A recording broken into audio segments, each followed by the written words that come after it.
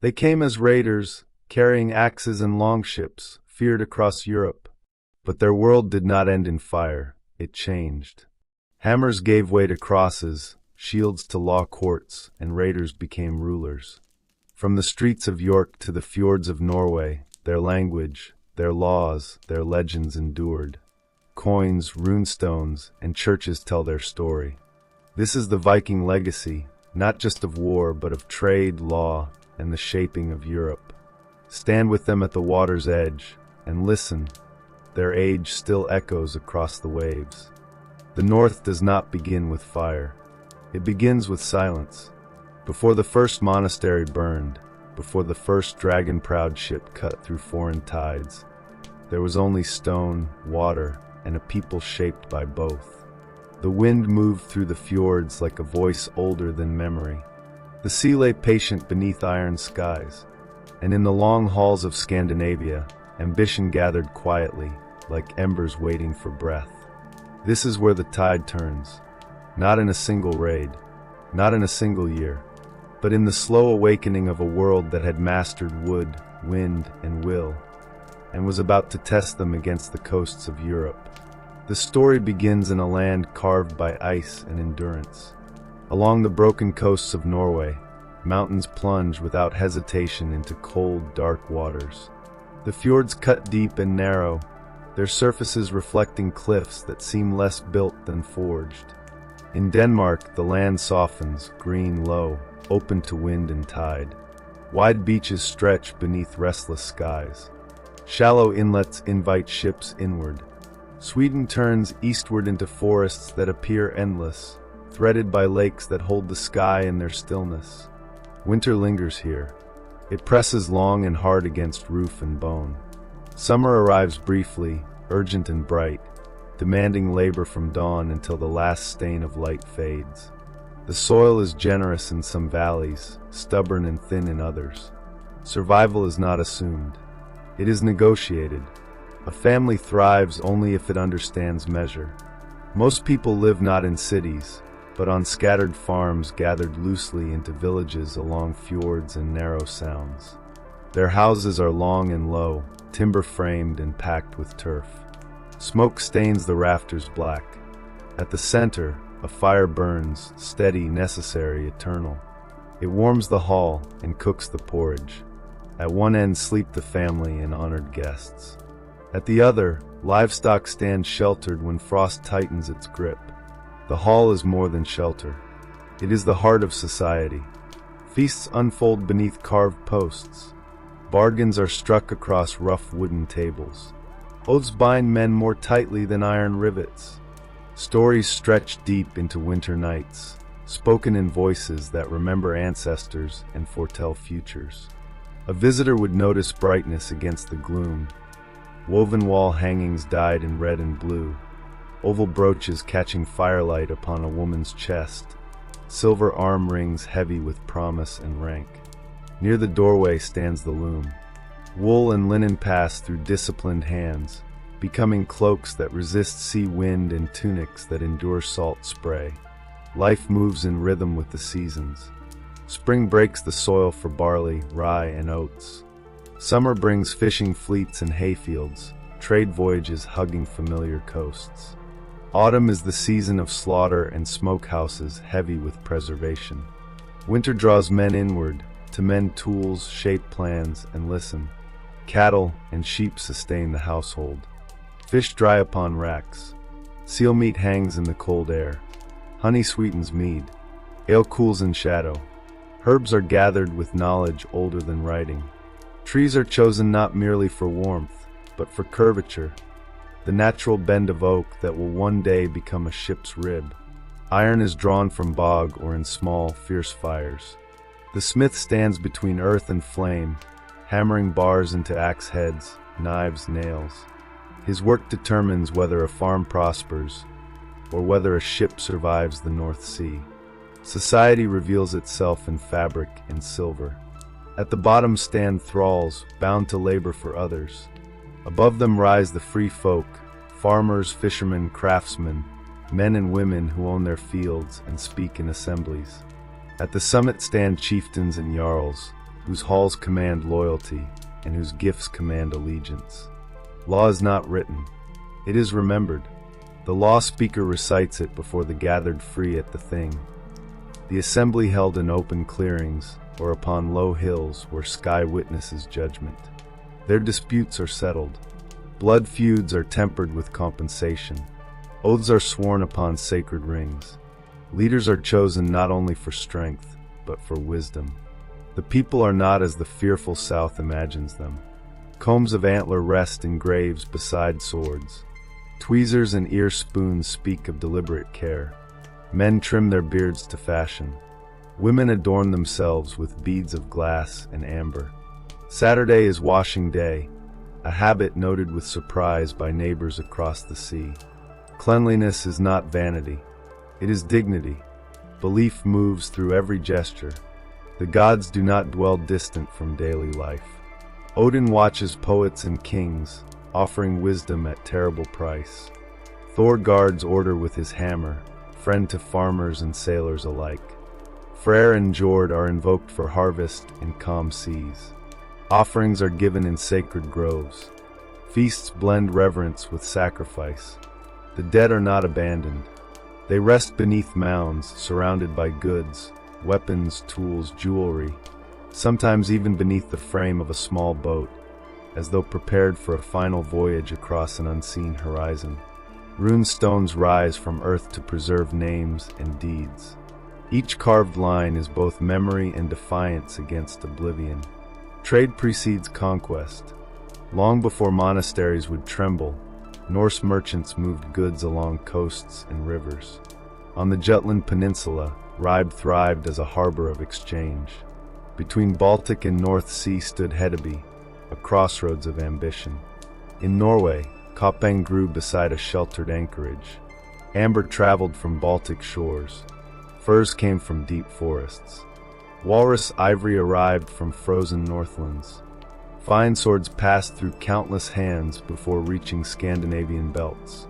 In return came salt, glass, wine, silver coins that gave weight to value. Trade taught navigation. Trade taught opportunity. Trade taught comparison. It showed young men the softness of southern wealth and the thinness of its defenses. All rested upon wood and sail. The shipwright held a place of reverence equal to any chieftain. He selected oak for keel and ribs, split planks and overlapped them in clinker fashion, so the hull flexed with waves rather than shattered against them. Iron rivets fastened what the sea would test, a steering or extended from the starboard side. A single square sail of wool caught the wind. The ship drew little water. She could glide across open ocean and run upriver into the heart of kingdoms. She could be rowed when wind died and beached almost anywhere. Dragon heads crowned her prow when terror was desired, and were removed when peace was sought. Navigation was memory made discipline. Cloud shapes foretold wind shifts. Whale paths hinted at unseen shores. Seabirds marked proximity to land. In summer, the sun guided. In winter, stars etched courses through darkness. A skilled navigator held direction not by instrument, but by instinct honed through generations. Politics in the north remained fluid. Small realms rose and fell within lifetimes. A powerful chieftain gathered loyalty through generosity and success. Silver arm rings secured allegiance. Feasts forged bonds. Yet famine or rivalry could dissolve them just as swiftly. Marriage and fosterage connected valleys. Younger sons without inheritance looked seaward. Leaders with restless followers scanned foreign coasts where monasteries stored silver chalices and relics behind wooden palisades. Word drifted northward of lands rich and divided, of kings who quarreled more than they governed, of riverways that flowed like open gates into the interior of kingdoms. A swift ship could travel faster than any warning. Hunger played its part, but so did ambition, honor, the promise of wealth, the hope of securing future generations against scarcity. By the closing years of the 8th century, the North stood poised. Markets thrived, halls filled, ships slid into cold water along greased timbers. Old gods still received sacrifice. Yet new thoughts stirred in restless minds. They possessed the craft. They possessed the will. They possessed the means. Only the moment remained. That summer, the North Sea lay deceptively calm. Steel-colored waters shimmered beneath pale light. Tidal flats shifted quietly, and beyond them rose a modest island known to monks as Lindisfarne. At low tide, a narrow causeway bound it to the mainland. At high tide, the sea reclaimed it. For generations, it had been a sanctuary of prayer and learning. King Oswald had welcomed the monk Aidan from Iona to establish the monastery there. From its quiet cloisters, scripture spread across Northumbria. Boys learned letters. Scribes bent over manuscripts glowing with gold leaf and careful pigment. The relics of Cuthbert drew pilgrims who believed sanctity dwelled in those stones. The island trusted in prayer. It trusted in isolation. It trusted in peace. Across the horizon, sails were rising. No walls guarded the monastery. No ramparts crowned the shore. The sea was their boundary. Grace was their defense. Lindisfarne trusted in isolation, in tides that separated island from mainland, in prayer that bridged earth and heaven. Old chroniclers would later speak of omens, of storms without season, of lights writhing across the sky like burning serpents. Whether those signs were seen in truth or born from terror afterward hardly matters. What survives in their writing is not astronomy, but dread. The first sign of real danger did not descend from the heavens. It rose from the horizon, long and low upon the water. A single square sail filled with a clean wind. Then another. Then a line, dark shapes advancing with purpose. These were not the heavy merchant vessels that sometimes sought water and trade. These hulls were narrow, built for speed and suddenness. Their draft was so shallow they skimmed where children might wade. Oars struck the sea in disciplined rhythm. Shields lined the gunwales like a second wall of wood and iron. Carved figureheads leaned forward, daring the surf to resist them. No rider carried warning inland. No beacon flared. No garrison stood ready. The monks who first glimpsed the sails would have rung their bell, a single, urgent note carried on salt wind. They gathered at the church, at the shrine of St. Cuthbert, where relic and manuscript rested in quiet splendor. They were men of ink and chant, not of mail and blade. The strangers who stepped ashore wore iron shirts and leather hardened by use. Spears rested easily in their hands. Axes hung at their sides. Sikhs' knives waited at their belts. They did not shout prayers. They did not ask parley. Doors yielded to shoulders and to steel. Timber split. Stone echoed with the crash of falling vessels. Inside, the sacred air filled with unfamiliar cries, harsh syllables spoken in a tongue the monks did not know. But the raiders knew this place well enough. They knew where silver rested. They knew where gold gleamed in candlelight.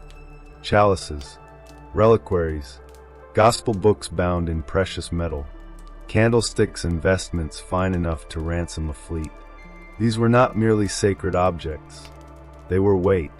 They were silver by the ounce, easily broken, easily melted, easily shared among men who measured loyalty and treasure. Those who resisted were cut down. Others fled across wet flats and into grasses that bent helplessly beneath their feet. Some were seized, bound, destined for markets far from the sound of church bells. Others lay still before the altar. We know this day first through letters. From York and from courts farther south came words inked with grief. Scholars wrote to kings and bishops, naming the attackers heathen men. They spoke of blood spilled around holy places. They asked what sin had summoned such judgment, what penance might avert another blow. In their shock we glimpsed the truth. This was not war as they understood it. Armies had clashed before. Kings had raided rivals. But men who came from the sea, who struck without herald or banner, who vanished with the tide and feared neither curse nor crown, felt like a new affliction, like plague born on salt wind. Yet Lindisfarne was not chosen by accident. The island lay close to rich coasts. Its monastery guarded wealth with little more than faith. The tides themselves aided assault and retreat. A fleet could linger beyond sight and surge inward at high water. The attackers had learned that treasure in the north was stored not in fortresses, but in churches. They had learned that monks wore no mail, that a single well-timed strike could feed a crew for an entire season. These were not madmen. They were disciplined crews, men who had handled rope and since boyhood, men led by chieftains who weighed risk and reward with cold clarity. They struck where defense was thin. They struck where silver outweighed stone. The shock traveled far. The kings of Northumbria lacked ships to pursue across open sea. They could answer cattle raids with cavalry. They could not chase hulls that vanished beyond the horizon. Along the eastern coast, monasteries grew wary. Ditches were dug, watches posted. Wealth moved inland along ancient Roman roads toward hill forts and stronger halls. It helped briefly. What Lindisfarne endured was not an ending. It was a threshold. In the summers that followed, more sails appeared along Britain's fractured coast. Raiders memorized inlets and sandbars. They studied river mouths that opened like unguarded gates into fertile lands. They listened for bells that marked prayer, and for toll houses heavy with coin. Within a year, Jarrow felt the same iron breath. Soon the coasts of Scotland and Ireland learned that isolation no longer promised safety. The islands that had once sent out saints now received strangers bearing axes. And yet, Lindisfarne did not vanish. The monks buried their dead. They tended the wounded. They repaired doors and salvaged manuscripts. The cult of Saint Cuthbert endured. In later years, as storms intensified, they would lift his body and carry it from refuge to refuge, wandering across troubled lands until finding sanctuary upon a high peninsula beside a river, a place that would one day be called Durham. But that exile belongs to another night. For now, memory lingers on a single tide, on bare feet striking wet sand, on a bell that rang once and was silenced, on the first collision of two worlds at low water on the edge of the North Sea. The raiders departed with the flood, their ships heavier than when they came, heavy with silver, heavy with captives. Behind them, the tide erased the causeway, swallowing footprints as though the sea itself wished to conceal what had passed. Those who survived watched the water smooth again, and understood that history had shifted. The wind that carried the Longships to Lindisfarne did not rest. It bore them southward along Britain's broken spine, where cliffs surrender suddenly to sandbanks, and tides lift vessels like unseen hands. The coast of Northumbria curves into Yorkshire, and then toward the flat shores of the Thames.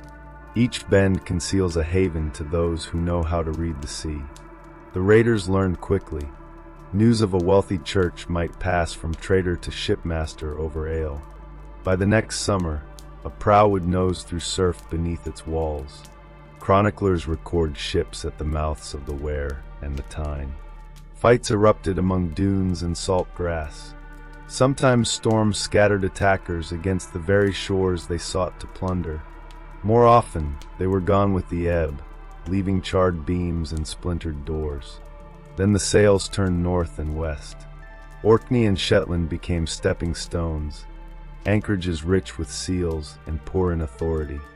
From there, crews slipped through the Pentland Firth on favorable tides and descended Scotland's western coast, where sea fractures into lochs and islands. Iona lay there, ancient, revered, austere. In 795, annals mark its assault. In 802, flames consumed its buildings. In 806, dozens lay dead. The shrine of Columba survived, but the illusion of safety did not. The sea had changed character. It was no longer solely a pilgrim's road. It was an avenue for men who sought silver more than salvation. Across the Irish Sea, alarms rang as early as 795. The annals name Rathlin among the first touched. By subsequent decades, the raiders knew Ireland's coasts intimately. They memorized sandbars at river mouths, They learned which monasteries guarded relics adorned with gold. Bangor was plundered repeatedly. Skellig Michael, perched upon sheer rock, did not deter men accustomed to scaling cliffs lashed by wind. Soon fleets ventured deep inland. In 837, two great armadas entered the Boyne and the Liffey simultaneously, spears interlocked, shields overlapping. They advanced along rivers like veins leading to a vulnerable heart.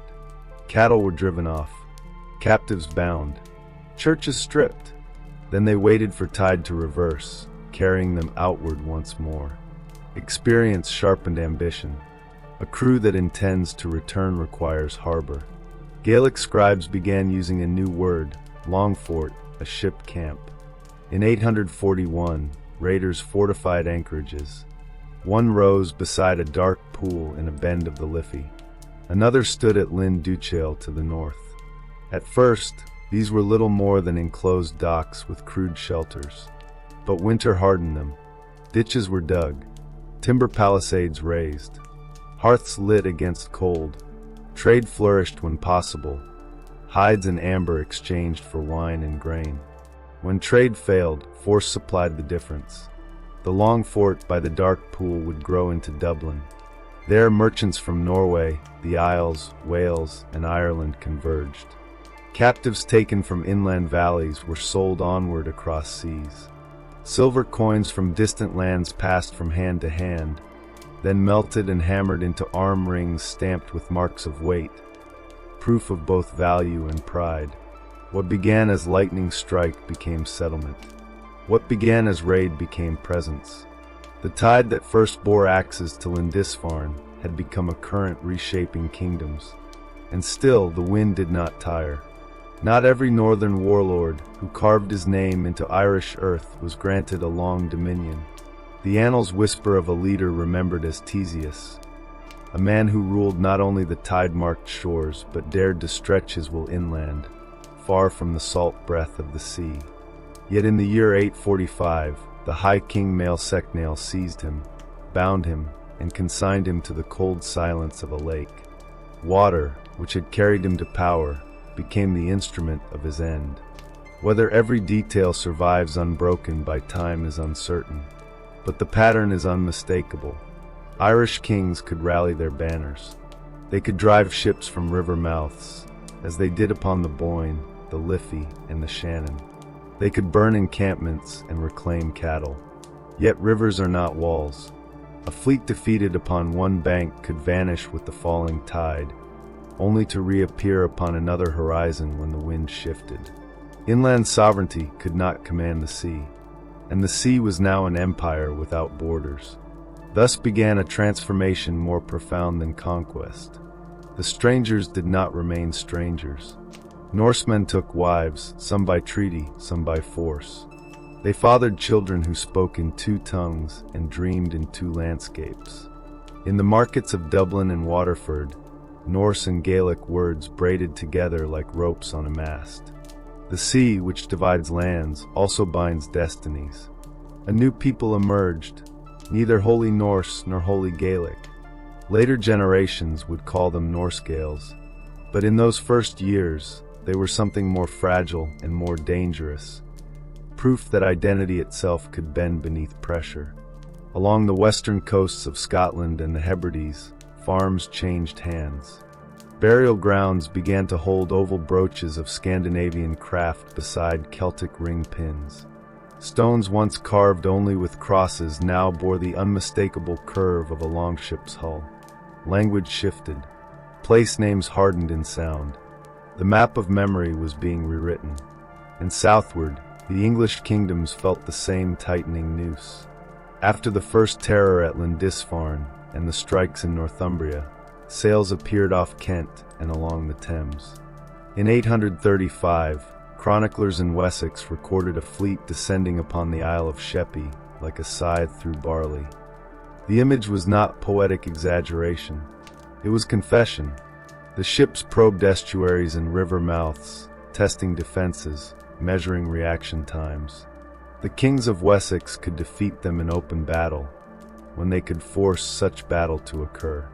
In 851, a great fleet, said to number hundreds of ships, sailed up the Thames, plundered Canterbury and London, and was eventually met by West Saxon kings and ealdormen in a struggle that raged for a day and a night. The victory was real. It was also temporary. A fleet that chooses when and where to fight carries a weapon no shield can deflect.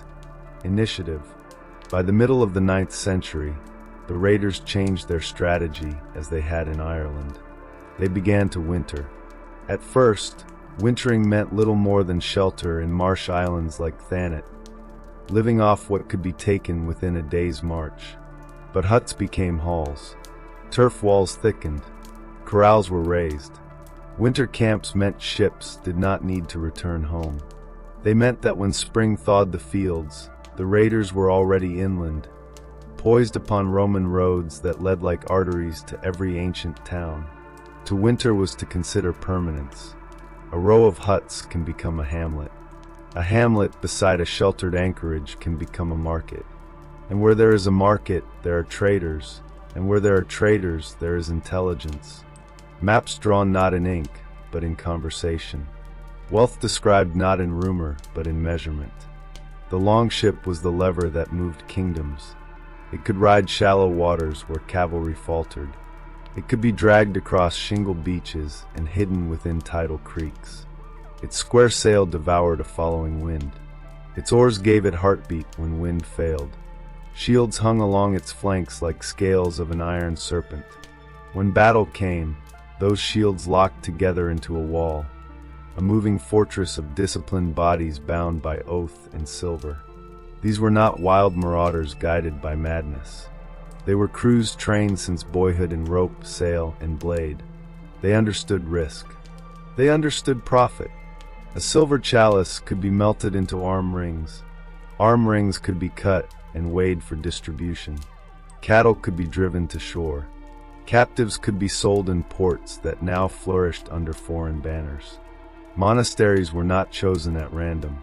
They were repositories of portable wealth. Gold-bound manuscripts, reliquaries, candlesticks, vestments, wealth concentrated and poorly defended. The raiders learned calendars of saints. They learned when fairs swelled populations. They learned where rivers narrowed, where ambush waited, and where fords allowed escape. They memorized coastlines the way poets memorize verse. And yet, resistance endured. Local lords rallied. Landing parties scattered among granaries were sometimes cut down to the last man. Fleets caught on sandbars beneath hostile winds were pelted with javelins and stone. In Ireland, kings burned long forts, those ship camps that had sprouted beside dark river bends. The annals celebrate these victories, but between their lines lies another truth.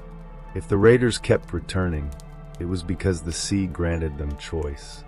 And choice is the most ruthless advantage in war. What began as lightning strikes upon lonely islands became a sustained pressure along entire coastlines. Once a fleet winters, it thinks not in days but in seasons.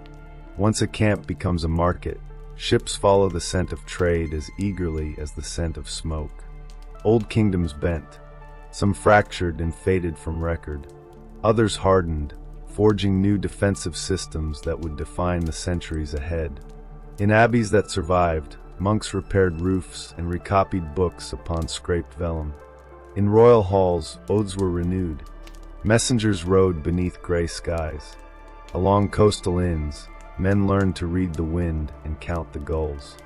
On high ground beside a river bend, a lone watcher would observe the tide creeping inward and wonder whether the next tide carried sails. And beyond the British Isles, the rivers of the Frankish world extended like veins into the heart of wealth. The Seine curled from the channel toward the island city that would one day be crowned queen of cities. The Loire wandered through vineyards and Roman ruins. The Garonne traced a path toward the southern warmth. Where a road has a gate, a river has a mouth.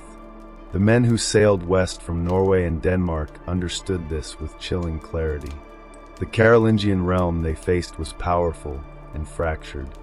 After the death of Charlemagne in 814, unity gave way to negotiation. In 843, The Treaty of Verdun divided the empire among grandsons into West Francia, Middle Francia, and East Francia. Kings ruled. Counts and bishops commanded. Nobles guarded their own ambitions. The seams of compromise lay along rivers. The Northmen probed those seams and found them vulnerable. Rouen burned in 841. Flames reflected upon the Seine like a second sunset. 2 summers later, a fleet of many tens of ships drove up the river with tide and wind aligned.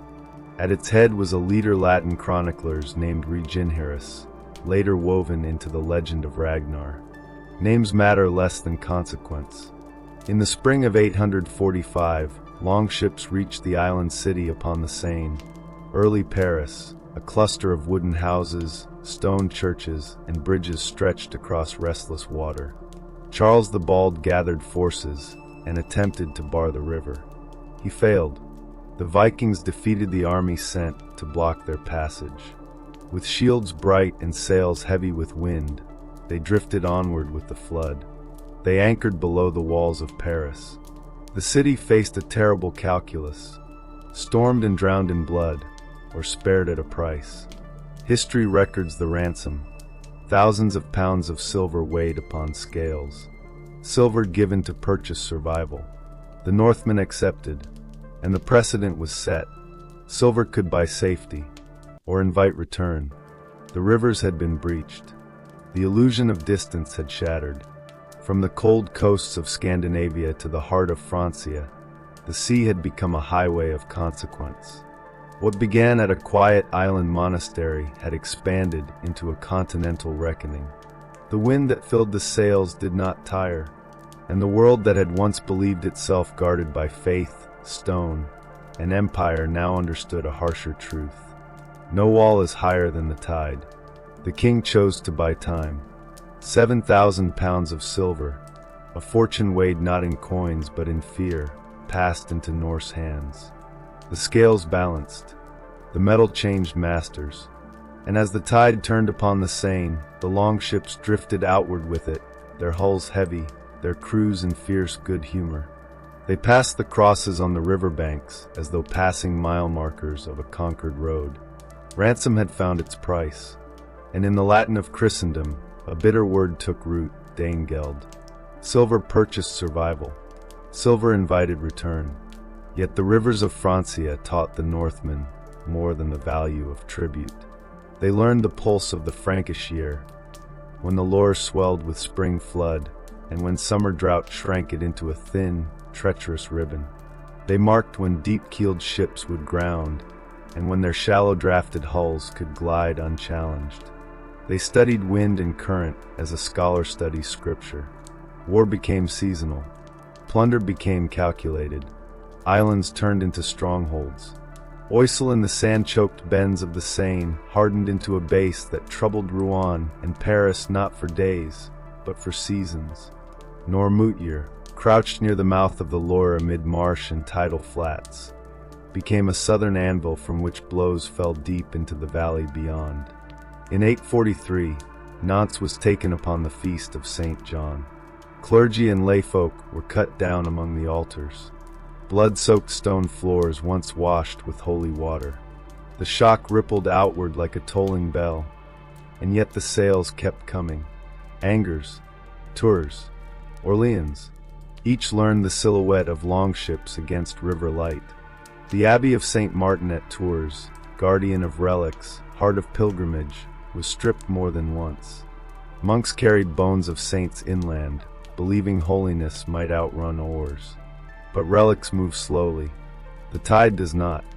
Along the lower Loire, Northmen sometimes fought one another, not for glory but for rights. The right to plunder, the right to tax another's plunder. It was commerce sharpened into violence. Goods were driven on the hoof. Coin was measured on balanced scales. Silver became both scripture and sword. Some towns fortified bridges. Others bargained. Each passing year salted the speech of valleys with Norse words. Markets became bilingual. The conqueror's language does not always arrive by decree. Sometimes it arrives by trade. The ships ranged farther still. They tested the Garonne and reached Bordeaux. They turned their prows southward and learned the harsh gleam of Iberian shores. In 844, a fleet entered the Guadalquivir and challenged the authority of the emir at Seville. There they met something different: fire ships, armored cavalry, resistance that did not fracture at first impact. Many died beneath the southern sun. Survivors withdrew to the ocean carrying a new lesson: not every coast bends. But they were not finished with the south. In later years, bands slipped through the Strait of Gibraltar into the western Mediterranean. They found shelter in the Camargue's salt lagoons. They pushed up the Rhone and raided inland towns, Als Nîmes. Pisa paid them to depart. Luna suffered their fury when they mistook its marble walls for Rome itself. They returned north with tales of hot winds, strange food, and cities richer than legend. Each voyage widened the horizon of ambition. The kings of West Francia could not allow rivers to remain open roads forever. Charles the Bald and his counselors turned to measures harsher and more deliberate. They forbade the sale of horses and weapons to the Northmen. They ordered bridges fortified, towers rising above current, palisades choking the channel so that no fleet might pass unchallenged. Upriver nobles were summoned to guard these river gates in rotation. It was costly. It was slow. It was necessary. Where a strong bridge stood, a fleet was forced to halt. Where a bridgehead bristled with engines and men, a quick raid risked becoming a siege. And a siege could bleed raiders as surely as defenders. Not all resistance was timber and coin. Some resistance was forged in blood. Robert the Strong rose along the Loire, striking hard against the invaders, earning renown among the Franks before falling in battle in 866. His sons and grandsons would one day sit upon the French throne. Thus, from the furnace of invasion, dynasties were tempered. Counts learned to raise mounted war bands capable of reaching river towns before flames consumed them. Bishops hired mercenaries. Priests preached penance. Saints accumulated offerings from narrow escapes. The age made sinners and saints in equal measure. Meanwhile, the Vikings themselves were changing. A winter camp too valuable to abandon gained timbered halls. A hall drew craftsmen. Craftsmen drew traders. Behind sharpened stakes, markets flourished. What began as a temporary anchorage thickened into permanence. When a Carolingian levy burned such a place, it might vanish briefly. But if the levy failed, the camp rose stronger by the next flood. Men settled. They married local women or kept captives within their halls. Children grew speaking two tongues without pause or confusion. In taverns along the lower Seine, Frankish speech tangled with Norse cadence. Weights on scales bore northern stamps. The invaders were no longer visitors. They were features of the map. By the late 9th century, Paris would endure a greater siege still. Ships massed below its walls for months while new bridges and towers stood as stubborn ribs against the tide. That ordeal belongs to another chapter.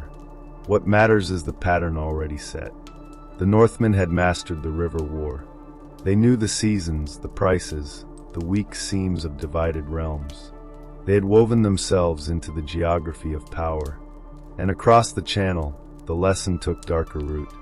Wintering in Francia proved that hostile land could sustain an army. The experiment would be repeated in England, not as raiding, but as conquest. In 865, a fleet crossed the narrow sea and beached upon the sandy shores of East Anglia. The Anglo-Saxon Chronicle named them the Myselheer, the Great Army. This was no summer venture seeking swift silver. This was a host. They came ashore near Thetford. Peace was arranged with East Anglian rulers in terms that favored the newcomers. Horses and provisions were taken. The army wintered on firm ground, measuring the kingdoms around them like wolves circling a fold. Names coalesced in saga and annal: Ivar the Boneless, Halfdan, Ubba. Soon another would rise to prominence, Guthrum. When spring hardened the roads, the army moved north toward the rich plains of the Humber. Northumbria was already fractured by civil war. Rival kings Osbert and Aella had bled one another, while York's walls aged. On the 1st of November, 866, the Norse seized York by surprise and made it their winter hall. In spring, the rival kings set aside feud and marched together to reclaim their city. The fighting in York's narrow streets was savage. High timber buildings became death traps. Men fell in heaps beneath shield and axe. Both Northumbrian kings died in the press. The victors installed a client ruler. York became a Norse stronghold on English soil. From York, the great army flowed southward into Mercia. In 868, they entrenched themselves at Nottingham. King Burgred called for aid. Wessex answered. King Athelred and his younger brother Alfred marched north with their war bands and stood boldly before the Norse works. The Northmen refused open battle. They were patient. They accepted tribute and waited out the season beside their fires. The West Saxons withdrew, understanding that this enemy chose ground and timing with Hunter's precision. In 869, the army wheeled east into East Anglia once more. At Thetford they established a base and turned upon King Edmund. Later centuries would crown him martyr. What remains certain is this: he faced a force he could not expel. By year's end, East Anglia lay under foreign rule. Norse kings struck coins bearing their own names. To stamp one's name upon silver is not plunder. It is governance. Then came the storm of 871. A new fleet arrived, fresh warriors swelling the ranks. The English would remember them as the Great Summer Army. That year, Wessex burned with constant war. The Norse wintered at Reading, where the Thames meets the Kennet. From there, columns marched outward like spokes from a wheel. King Athelred and Alfred fought battle after battle. At Ashdown, upon the chalk ridge beneath a cold sky, the English won a hard-fought day, slaying a king called Bagsec and several jarls. Victory came at a cost. At Basing and at Merton they were beaten back. Athelred died that spring, and Alfred took the crown in a season that offered no mercy. The tide had not receded. It was rising still. When both sides had been worn thin by blood and winter, the new king chose endurance over pride. Alfred of Wessex made terms. It was not surrender. It was not victory. It was breath. The great army withdrew from his immediate reach, flowing once more through the lowlands like a tide seeking new inlets. They moved to London, then turned again toward the Trent and the Ouse.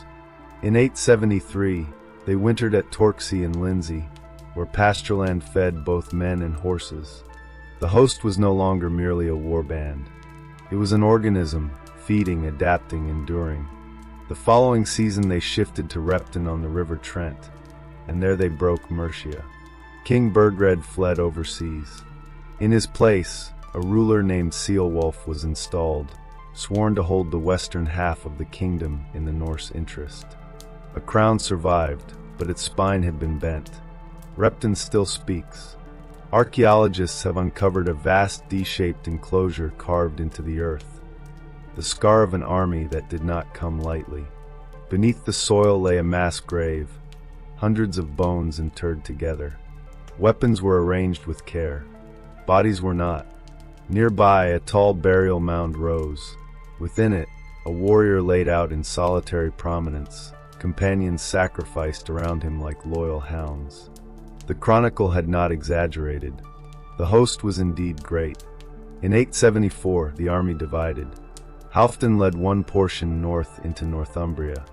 There, something profound occurred. The raiders settled.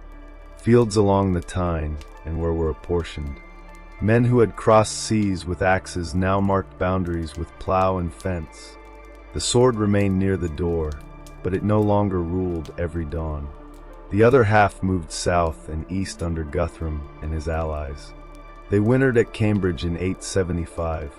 The following year, they slipped into Dorset and seized Wareham. Alfred surrounded them, attempting starvation as his weapon. Guthrum swore oaths upon a sacred ring. He gave hostages.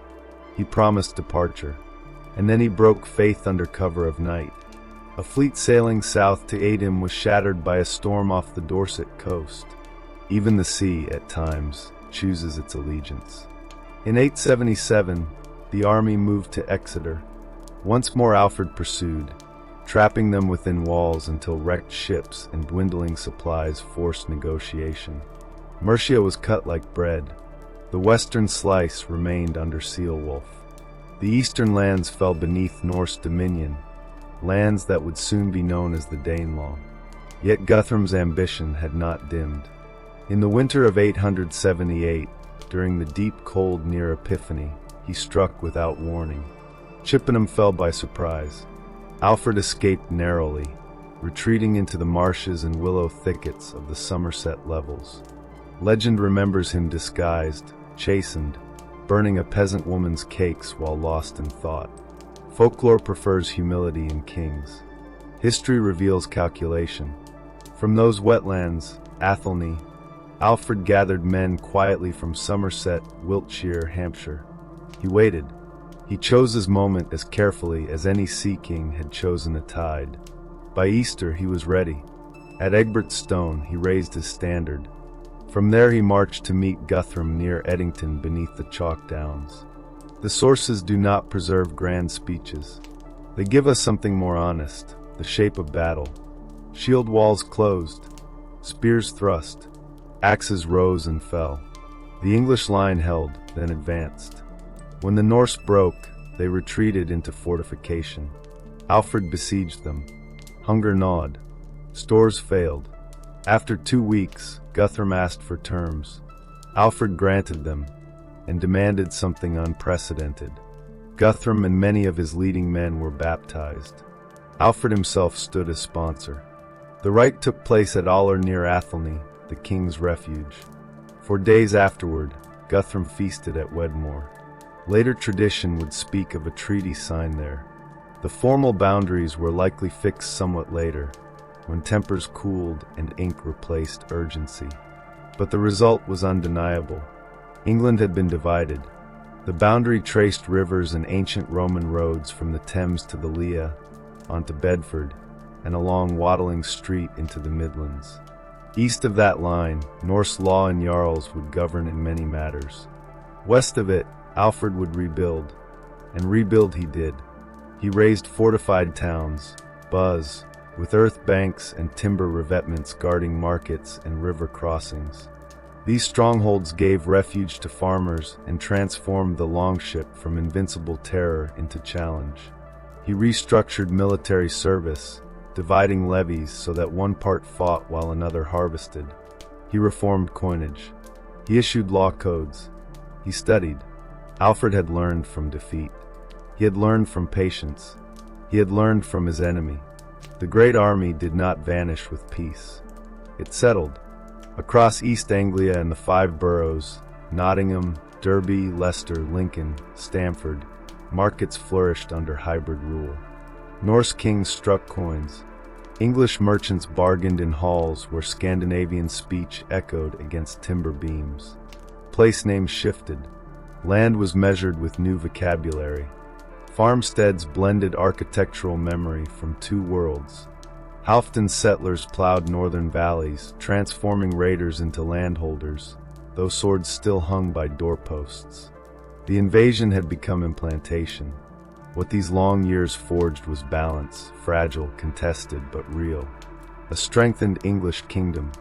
Norse lords who understood governance as well as plunder. Across the Channel, transformation took another form. In the late 9th century, Paris endured a siege that tested stone and spirit alike. In the winter of 885, a vast fleet ascended the Seine, mast after mast, a forest riding the flood. But Paris had learned. Bridges were fortified with towers.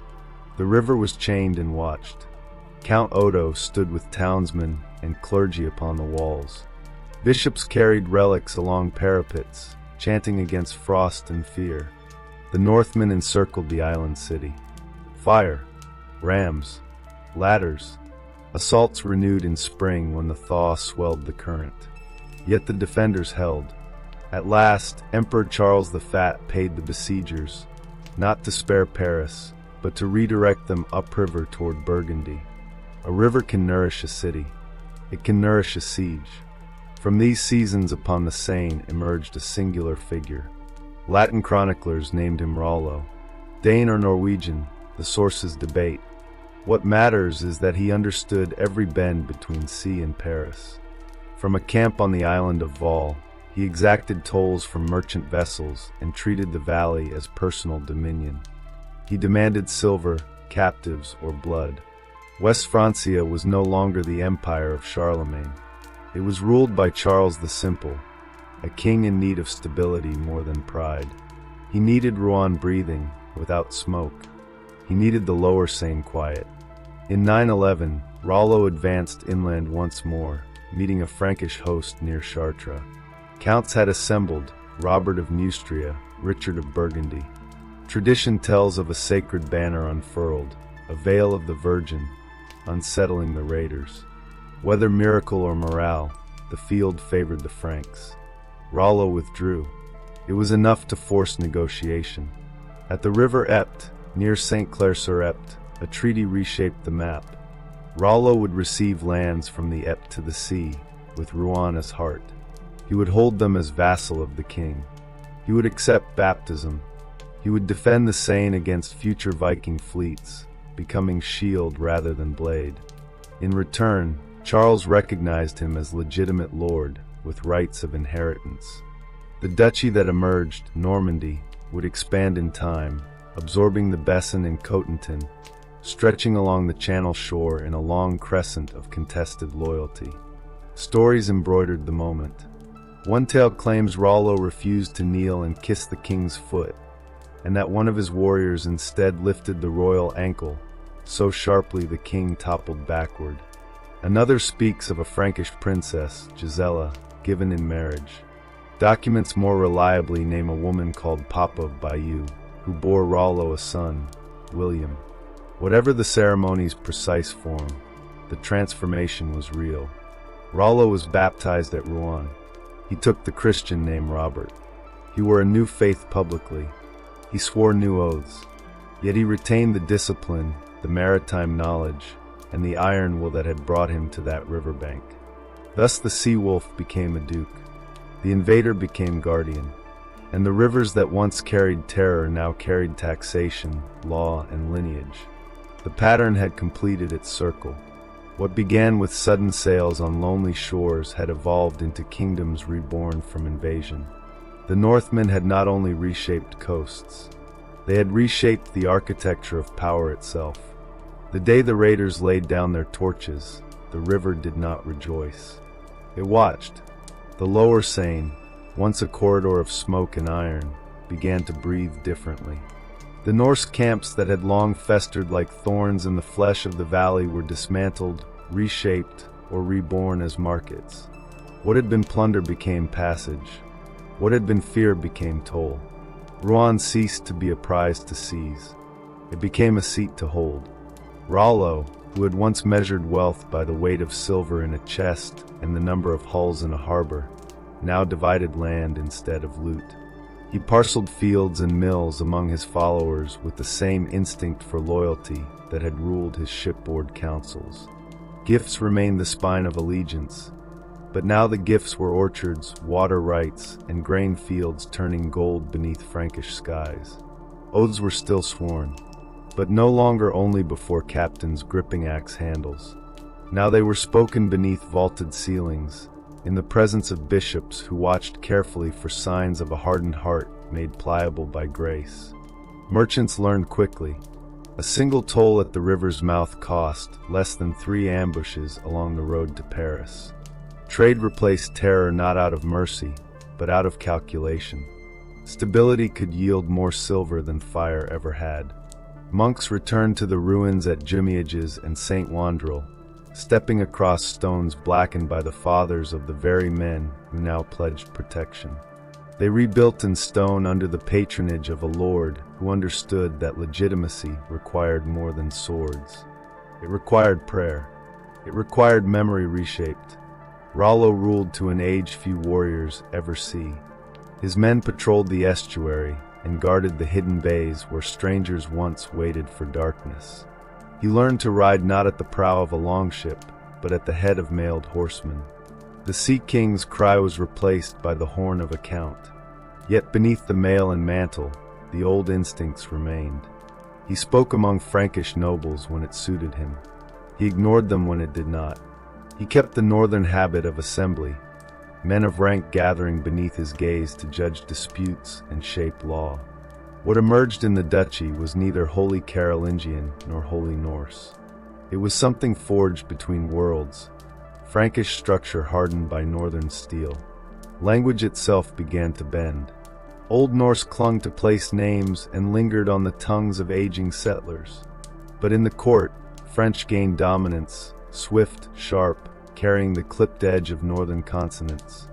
Latin entered through cloisters, taught to boys who would sign charters bearing names their grandfathers would not recognize.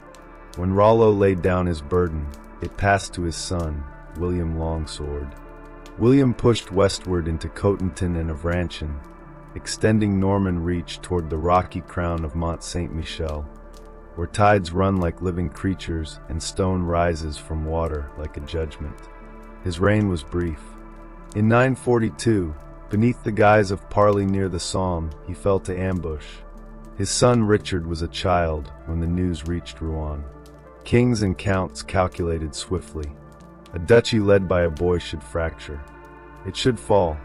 It should be easy. It was not. Richard was seized and carried to Laon, a hostage dressed as leverage. But captivity does not always breed submission. It breeds patience. He escaped, found allies, and returned not as prey, but as heir. Richard I governed not with haste, but with endurance. He supported monastic reform at Fee Camp and restored sacred sites along the coast. On the tidal mount rising from the bay, monks again raised walls where waves gnawed at stone. He hired men skilled in masonry and men skilled in cavalry. He fortified borders. He married into neighboring lines, weaving security through blood as much as blade. His son, Richard II, refined what had been hardened. The Norman court became a place where poets shared benches with captains. Learning and war ceased to be opposites. They became twin pillars of identity. From this slow convergence, a new people emerged. They called themselves Normans, men of the north. Yet their fields lay in Normandy, and their speech flowed in French halls. They retained the hunger for bold enterprise, but their warfare transformed. No longer swift coastal strikes alone. They rode heavy horses, couched lances, and fought in disciplined ranks. They built square stone keeps over rivers they once slipped across in silence. They prayed beneath arches erected atop rubble their fathers had made. The valley quieted under their guardianship. Traders sailed upriver without fear, and when Viking ships appeared on the horizon, they encountered men who knew every trick of river war and would not be bribed to forget. The birth of Normandy marked a turning in the age.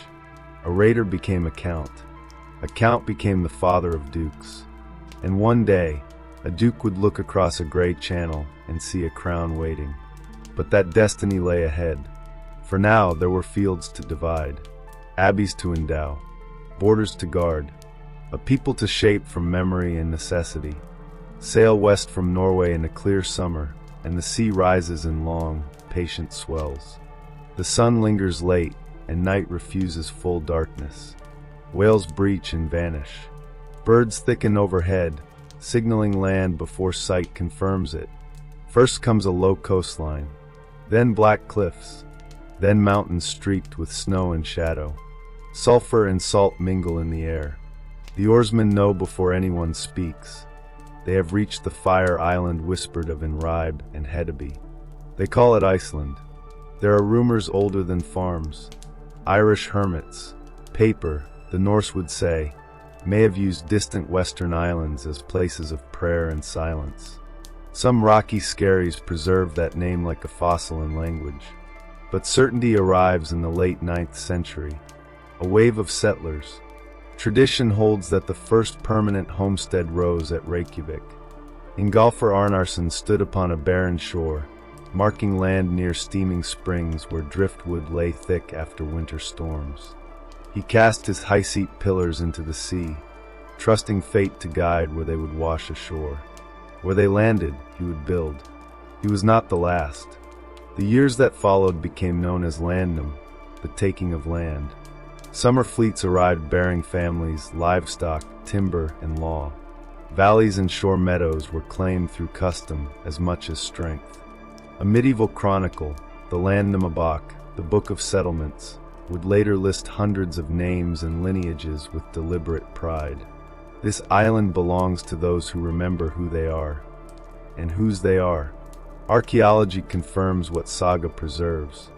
A layer of volcanic ash from a late 9th century eruption lies like a seal across ancient turf. Above it, hearths, post holes, cattle bones. Below it, silence. Fire dated the beginning. Soon after 870, farms rose across the island. The settlers learned swiftly what Iceland would grant, and what it would deny. There were no deep forests like Sweden's vast woods. Only birch groves, scrub, and peat. Turf was cut into heavy rectangles and stacked into thick insulating walls. Timber arrived mostly by sea, driftwood carried by northern currents, hauled ashore like treasure wrested from the gods. Hay was survival. Winters were long. Grass withered early. Every meadow was cut. Every riverbend scythed. Hay was stored beneath turf roofs and rationed through snow deep enough to swallow a pony. Sheep formed the backbone of wealth. Cattle gave milk and butter in the brief generosity of summer. Goats browsed stubborn hillsides. The small Icelandic horse, sure-footed and tireless, became indispensable once the first foals were born on the new soil. Barley sometimes grew in mild years, but grain was never Iceland's promise. The sea was. Open boats ventured near shore. In spring, beaches lay white with drying cod, food that endured months. Seals were hunted. Whales occasionally stranded, becoming feasts that lit oil lamps for weeks. Birds nested along sheer cliffs. Men tied ropes around their waists and descended into abyssal winds to harvest eggs and down, calm born not of bravery, but necessity. Homes were low against the wind. Doors faced away from prevailing gales. A central hearth burned within a long room lined by bedplaces set into turf-thickened walls. Smoke filtered slowly through the roof. In winter, haze lingered beneath rafters, and the scent of peat and wool filled every breath.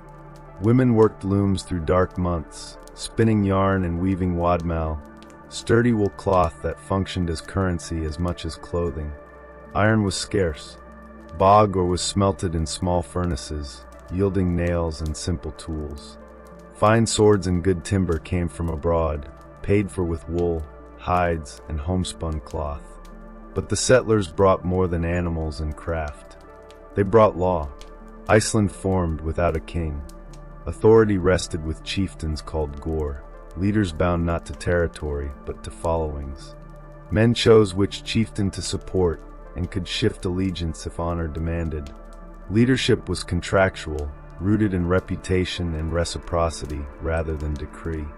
Disputes went to local assemblies each summer. Neighbors judged neighbors. Compensation was preferred to blood. Yet feuds were real, and sometimes devastating. Law sought balance, but human pride often tipped the scale. Killing could lead to outlawry, the stripping away of protection, reducing a man to hunted exile. Settlement was valued. Justice was negotiated. Memory was the final witness. In the year 930, free men of the island gathered to forge something unprecedented, a general assembly for an entire nation. They chose a rift valley where tectonic plates divide the earth itself, a plain of lava and clear water. They named it Ingvellir, Thingvellir, the fields of the assembly. Each summer, booths of turf and cloth rose along the plain. For 2 weeks, the island converged. Cases were argued, marriages arranged, feuds negotiated, alliances tested. At the heart of it stood the law speaker upon a natural rock, Logberg. He recited the law from memory, 1/3 each year, so that within 3 years the entire code lived again in spoken word. No manuscript safeguarded it. Memory was the archive. Voice was authority. Under open sky, beside shifting earth, a people without a king governed themselves. In Normandy, raiders became rulers by adapting. In Iceland, settlers became a nation by remembering. Power reshaped itself in 2 distant lands, not through conquest alone, but through transformation. And history turned quietly as rivers flowed on, and ash settled into soil, writing destinies in fire and stone. If a point of law stood uncertain beneath the open sky of Ingvellir, it was not dismissed, it was contested. Law speakers and chieftains stepped forward, voices sharpened by memory and pride. They argued not merely for advantage, but for order. From these disputes, new rulings emerged, spoken aloud before the gathered island, so that all might hear and none might plead ignorance. The land was divided into 4 quarters, and each quarter held its court. From fjord to lava plain, cases rose upward through these regional judgments. Later, a 5th court would stand above them all, hearing the most tangled disputes. Those where kinship, honor, and vengeance had knotted themselves too tightly for simple resolution. This was not a kingdom of parchment and wax seals. It was a republic of memory. No royal archive preserved decrees. The law lived in human minds and was safeguarded by public witness. Yet astonishingly, it endured. The Alinghi became the oldest continuous parliamentary tradition in Europe, not because it was written in stone, but because it was remembered in flesh. Belief, too, filled that valley as densely as law. In farm halls across Iceland, small carved idols stood in alcoves darkened by smoke. At seasonal feasts hosted by leading men, offerings were made beneath watchful skies. Thor was dear to farmers who prayed for steady pasture and forgiving weather. Freyr received rites for harvest and prosperity. Odin drew those who pondered fate and poetry, men who felt the weight of destiny like a stone in the chest. Blot feasts bound community and cosmos together. Gods and guests shared meat from the same slaughter. Oaths were sworn in their presence. Later Christian texts would whisper of darker sacrifices, of blood spilled in shadow. But much of the older religion appears rooted in fellowship, ritual, and the solemn recognition that unseen powers governed fortune and failure alike. Then, as iron and wine traveled on merchant ships, so did a different faith. Missionaries walked the booths at Ingvellir. Traders spoke of Christ between bargains. Across the sea, kings in Norway pressed their kinsmen abroad to accept baptism. The old gods had crossed oceans, but so had the new. By the year 1000, Iceland stood at the edge of fracture. Christian households and heathen households eyed one another with suspicion. The island, forged without a king, now risked tearing itself apart in the name of rival heavens. The Alinghi placed the burden of decision upon a single man, the law speaker, Orjulf Svetningagoy. He lay beneath his cloak for a day and a night, silent while the valley murmured with tension.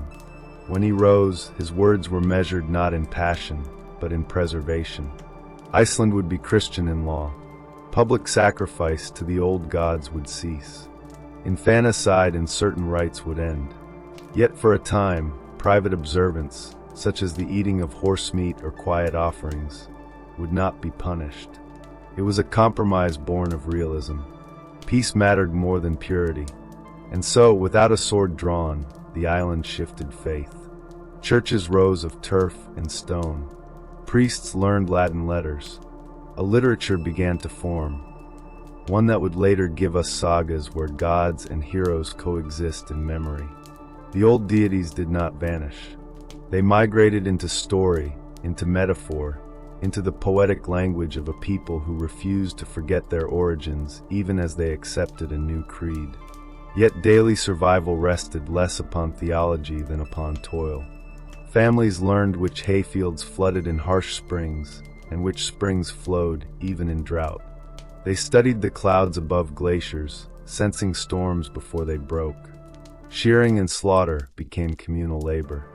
Marriages were negotiated not only for affection, but for alliance, binding valleys through kinship. Feasts doubled as courts and news gatherings. Skalds recited verse that weighed men according to honor and generosity. Reputation was currency more enduring than silver. One ill-judged act could echo for generations. The strongest net binding Iceland was kinship, but Iceland was never isolated from the wider world. Its settlers had come not only from Norway, but from the Norse Gaelic world, Orkney, Shetland, the Hebrides. Bloodlines mingled. Later scholars would trace this blend in bone and gene alike. Many fathers hailed from Norway. Many mothers bore ancestry from Ireland or Scotland's western coast. Language preserved these crossings. Place names carried Gaelic echoes beneath Norse frames. The Westman Islands bear a name that recalls the Norse word for Gaelic peoples, Westmen. One saga tells of Irish thralls who fled to those islands after rising against their master, only to be hunted down. In that tale, frontier reality stands bare, friendship and brutality intertwined, kinship and conquest inseparable. Trade strengthened steadily. By the late 10th century, woolen cloth, vadmal, became Iceland's chief export. In return came timber, iron, and grain when mainland harvests allowed. Norwegian ships arrived in summer when seas were calmer and winds less treacherous. In time, Norwegian kings would assert authority over that trade, demanding oaths from Icelandic chieftains. But that struggle lies ahead. In this era, the island feels raw, its edges sharp with possibility. Sagas later named it the Age of Settlement, the Age of Heroes. Their words sometimes burn hotter than the archaeological record suggests. Bones buried in turf speak more of endurance and thrift than of constant bloodshed. Beyond Iceland's western fjords, another land waited beyond the horizon. Greenland. It lay distant and perilous, but not unreachable for those who trusted their ships and fate. Its story began with exile. Among Iceland's settlers lived a red-haired man remembered as Eric the Red. His temper was fierce, his leadership undeniable. After a killing led to outlawry, he gathered his household and sailed west, following rumors of land glimpsed in fog. He found a coastline of ice and rock, yet also green meadows at the heads of fjords where glacial rivers spread fertile silt. He spent 3 summers exploring and 2 winters enduring. When he returned to Iceland, he carried not only knowledge, but strategy. He named it Greenland, a fair name for a harsh land. He understood something profound about human hope. Men will risk much for a promise wrapped in beauty. In 982, he led a colonizing fleet westward. His chief farm rose at Brattle, near the head of a southwestern fjord. Others settled along that same chain of sheltered inlets, forming what later generations would call the eastern and western settlements. Though both lay along Greenland's more temperate southern coast, warmed by favorable currents. Life there mirrored Iceland, but with narrower margins. Hayfields were smaller, pastures more fragile. Cattle signified prestige, yet sheep and goats were essential for survival. Seals were hunted along drifting ice. Caribou were sought inland. Seabirds filled cliffs. Walrus ivory became Greenland's lifeline. European craftsmen prized tusks for carving gaming pieces, knife handles, and sacred art. A ship returning laden with ivory could settle debts and secure iron desperately needed for tools and nails. Greenland was not a forgotten outpost. A bishopric rose at Gerar in the 12th century. Churches dotted fjords from early decades onward. The stone church at Valsey still stands in silent testament. There, in the early 15th century, a wedding was recorded, the last firm written notice of the Norse in Greenland. Before that silence stretched centuries of persistence. Summer ships connected Greenland to Iceland and Norway when winds allowed. Wool, hides, and ivory flowed eastward, timber and iron flowed west. Driftwood was salvaged when imported planks ran scarce. Every nail was treasured. Houses were built thick with stone and turf, hoarding what little warmth the sun granted. Even in favorable years, survival balanced on a narrow edge. A shift in sea ice could deny safe harbor. A run of cold summers could starve cattle. A change in European fashion could reduce ivory's value, leaving settlements short of iron to mend tools and ships. And they were not alone. The Inuit, masters of ice and sea, moved into Greenland in waves. Meetings at water's edge sometimes ended in trade, sometimes in violence. Sagas recount both friendship and bloodshed. Archaeology confirms hunting camps and signs of armed encounters alike. From Iceland and Greenland, the Western Ocean ceased to feel like a boundary. It felt like a road. Hunters ranging north for walrus returned with tales of lands farther west, forests thick beyond imagining, shores lined with timber. Such stories stirred the blood of Eric's sons. For now, they mended sails at Brattle. They stacked hay in low barns scented with peat smoke and salt wind. They listened as scraps of rumor reached them. A merchant named Bjarni Herjolfsson had once been blown off course in fog.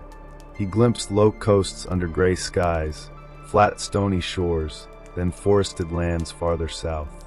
Yet he did not land. He lacked the will to winter among strangers. His tale was enough. Leif, son of Eric, listened carefully. His boldness was not loud, it was deliberate. He purchased Bjarni's ship. He gathered a crew skilled in reading wind by scent and current by sound. They loaded rope, spare planks, tar, iron nails, provisions for winter should fortune demand it. Then they waited. They waited for a wind strong enough to carry them beyond known capes, beyond charted memory, into a sea that bore no names. Beyond the horizon, destiny waited not as a promise, but as a question. That year, the ice lay far to the north. The sea opened like a guarded gate, and Leif steered into waters no chart had named. The first land they sighted rose low against the horizon, hard, barren, stripped of mercy. Stones lay scattered across the shore like the bones of a forgotten giant. Arctic foxes watched without fear, unacquainted with hunters who came by sail. The wind carried no scent of forest. No trees worthy of the axe stood there. The men walked the strand in silence. No timber, no meadow, no promise. Leif named it Helgeland, land of flat stones. Those who measure coasts in later centuries would place it upon Baffin Island. But in that moment, it was not a location. It was a verdict. The crew did not linger. A land without wood was a land without ships, and without ships, there is no future. They turned south. The coastline unrolled beside them, cold waters dark with tide, seabirds flying in long white strings above iron-gray surf. Days passed. Then the horizon changed.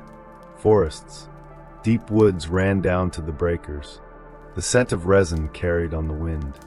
The men felled a trunk and found straight, strong grain, good timber, worthy of hull and mast. Leif named it Markland, land of forests. Modern scholars place it along Labrador's coast. But to the Norse, it was something simpler, abundance. Still they sailed on. With the coastline off the beam, they ventured farther south. The air softened. Islands appeared like scattered shields. Then they found a broad creek feeding low meadows bright with grass. Salmon crowded the current, thick as in northern rivers at spring flood. The crew murmured, "Winters here must be lighter." They lowered sail.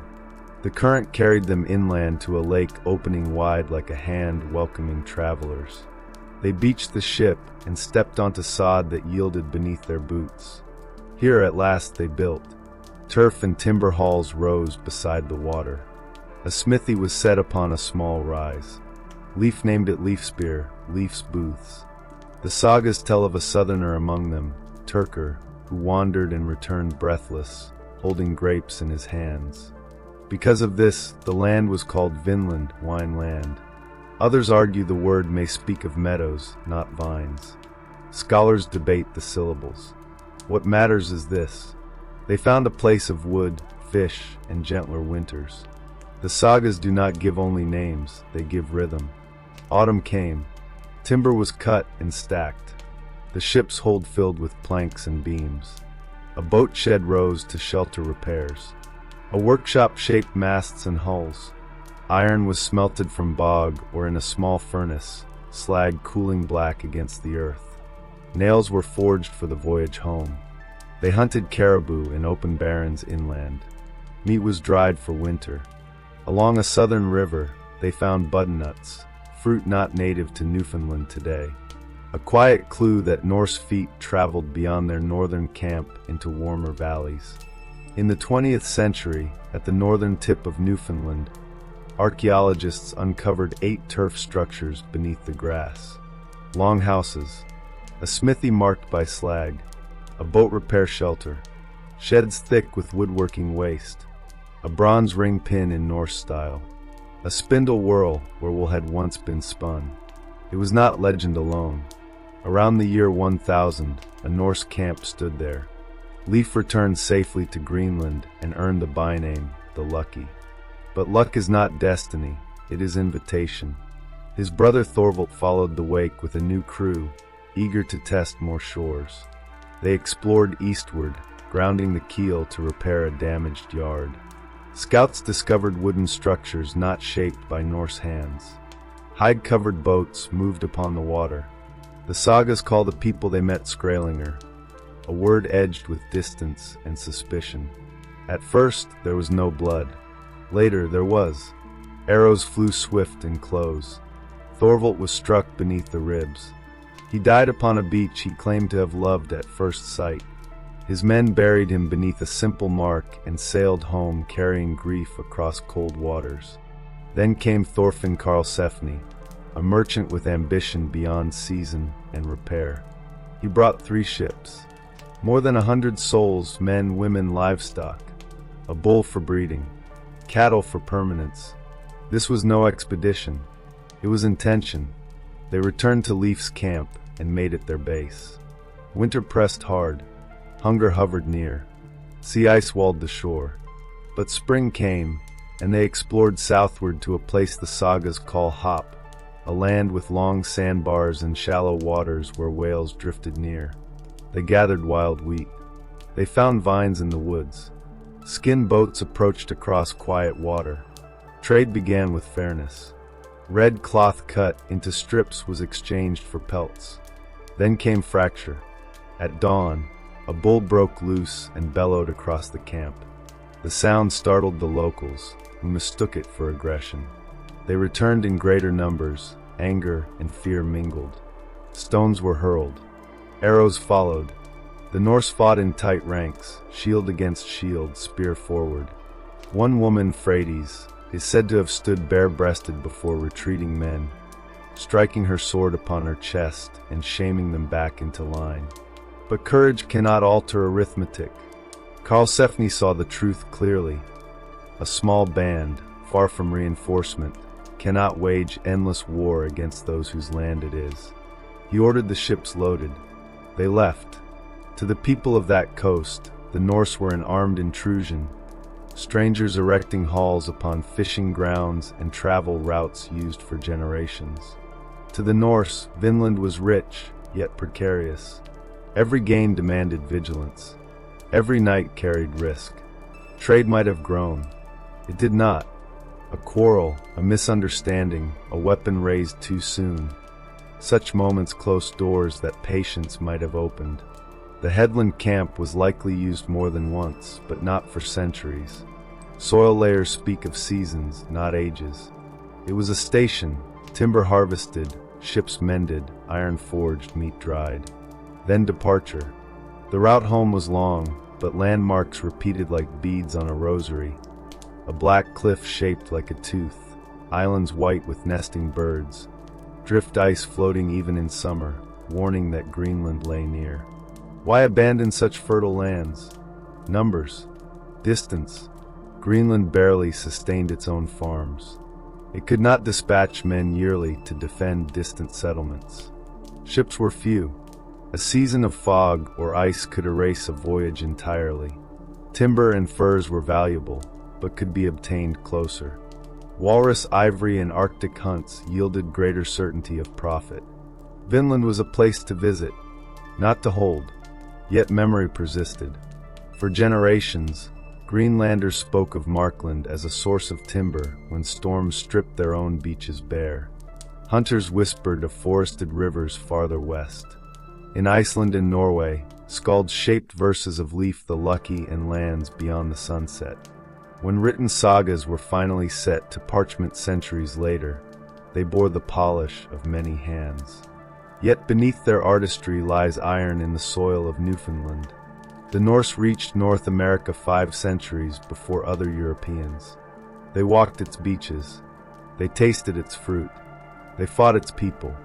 They returned home.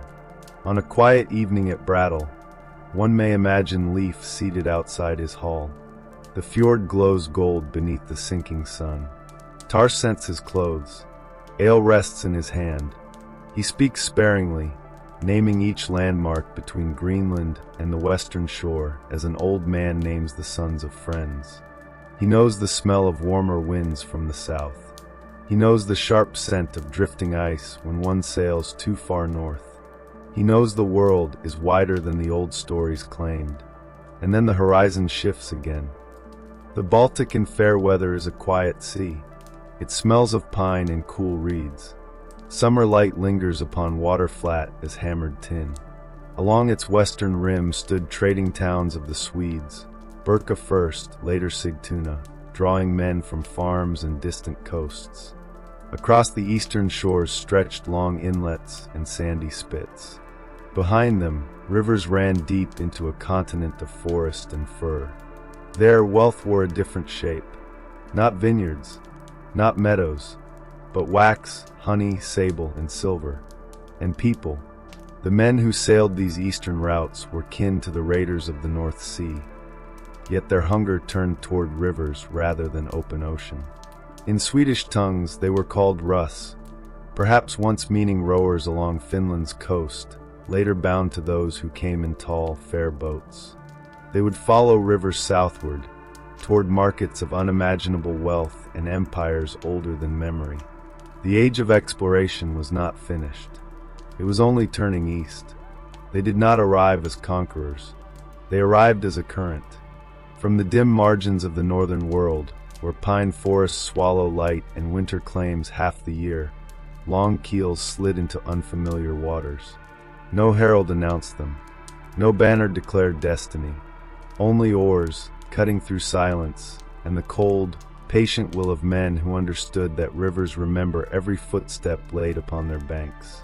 They moved first toward the Neva River, its gray waters breathing into the gulf like a sleeping beast. From there they pressed into the wide, reflective sheet of Lake Ladoga, Leoga to their tongues, a horizon of water where sky and earth dissolved into one pale line. Then upriver, through the winding arteries of the Fokhof River, toward a fortified landing at Holmgard, the island yard the Slavs would call Novgorod. They wintered at Staya Loga, the old harbor that watched the river mouth with timbered patience, what the earth still remembers as Staraya Ladoga. There they cut trees in the frozen dawn. Hulls were shaped by axe and adze. Iron rang against wood. The scent of pitch mingled with river fog. And in the markets of that frontier harbor, silver spoke louder than blood. Dirhams, stamped with Arabic script from cities beneath distant suns, passed from calloused hand to calloused hand. Coins born in Baghdad and Samarkand had traveled across deserts and steppe winds before finding rest in northern palms hardened by frost. The men who spent them did not worship the same gods as those who minted them. Yet silver erased language. Silver erased distance. The road forked in the inland lake country like fate itself dividing. One branch bent eastward along the Volga corridor, through lands of the Volga Bulgars, toward the lower river realms of the Khazar kings and the wide, shimmering face of the Caspian Sea. The other turned south, through the Dnieper River, descending toward the dark blue threshold of the Black Sea, and, beyond it, the golden walls of the richest city on earth, Constantinople. These were not reckless wanderings. They were arteries carved by necessity, by hunger, by ambition. Boats varied, some carved from a single tree trunk, others light-built shells of plank and rivet. But every crew knew the burden of the portage. Where rapids choked the river's breath, men heaved vessels onto their shoulders, boots slipping over wet stone and reed beds. Each crossing had a name. Each name tasted like gravel in the mouth. Later, emperors in marble halls would record these passages with scholarly precision, noting which side of each rapid spared a hull from shattering. But long before ink touched parchment, sweat baptized those stones. The trade was older than empire. The north sent sable and marten and fox, pelts soft as whispered promises. It sent walrus rope tough as sinew, amber torn from Baltic storms, beeswax for cathedral candles not yet built, honey thick as summer sunlight. And it sent slaves, human cargo from border wars and night raids, lives reduced to exchange. In return came silver by weight, not by seal. Glass beads like fragments of fallen constellations. Silk dyed in imperial purple. Weapons balanced for the hand. Spices whose scent carried the memory of deserts. Wine dark as prophecy. Proof of this current lies buried in earth that still resists forgetting. On Gotland and around Lake Melloren, farmers turning soil uncovered pale glints. Hordes of durams sleeping beneath centuries of rain.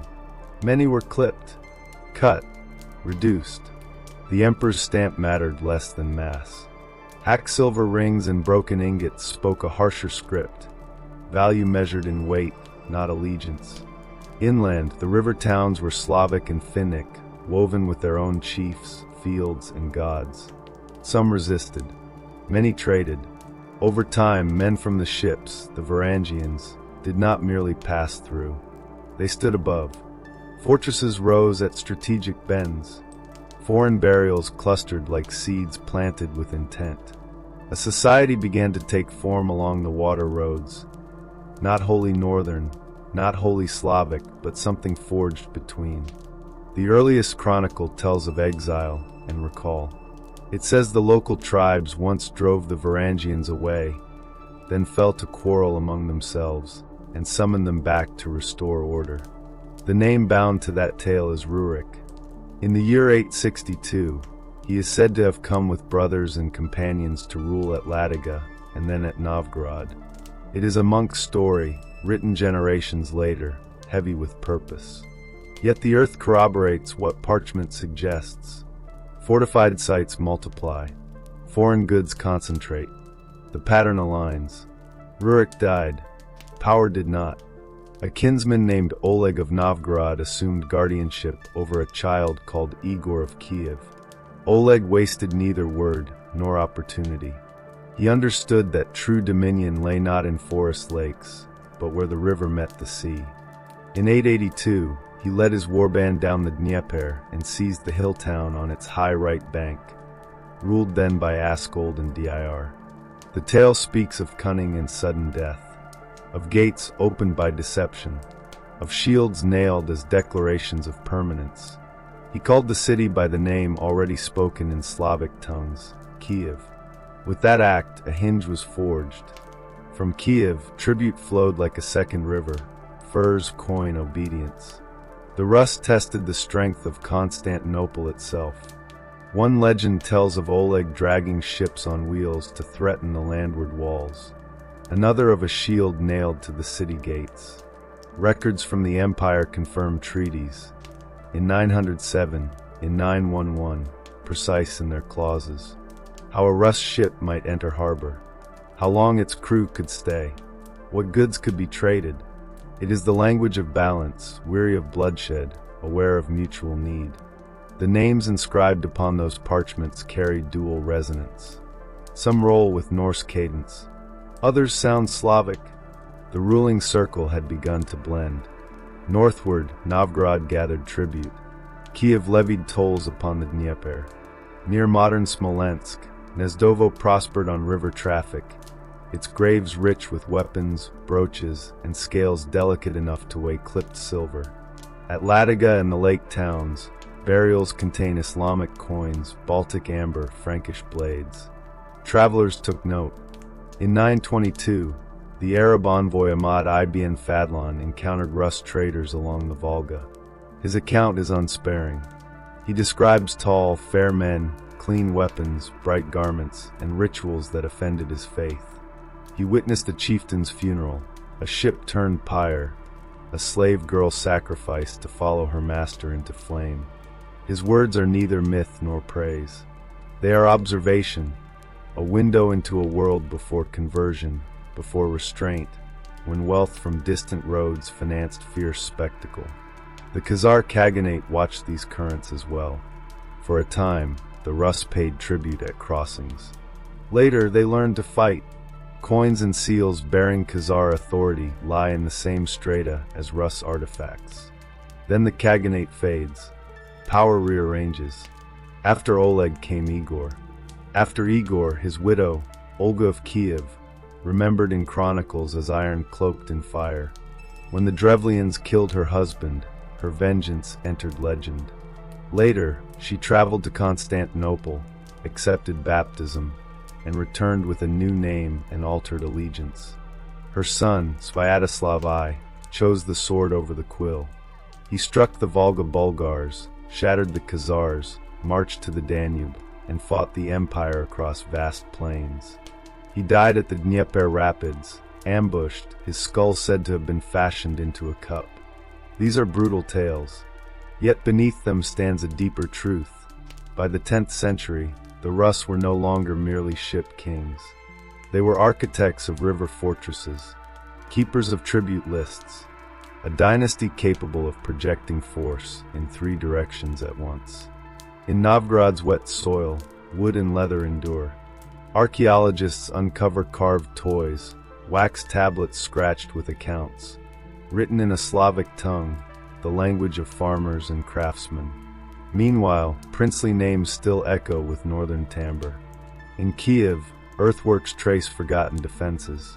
Stone churches rise where timber once stood, faith and masonry growing together. Near Smolensk, burial mounds cluster by the river like a fleet anchored in death.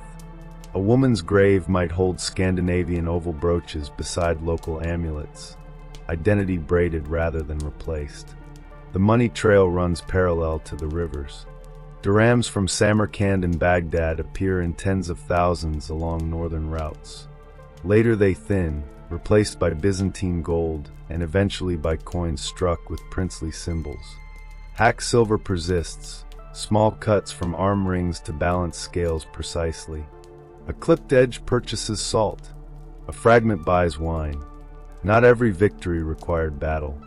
Trade eroded walls more subtly than fire.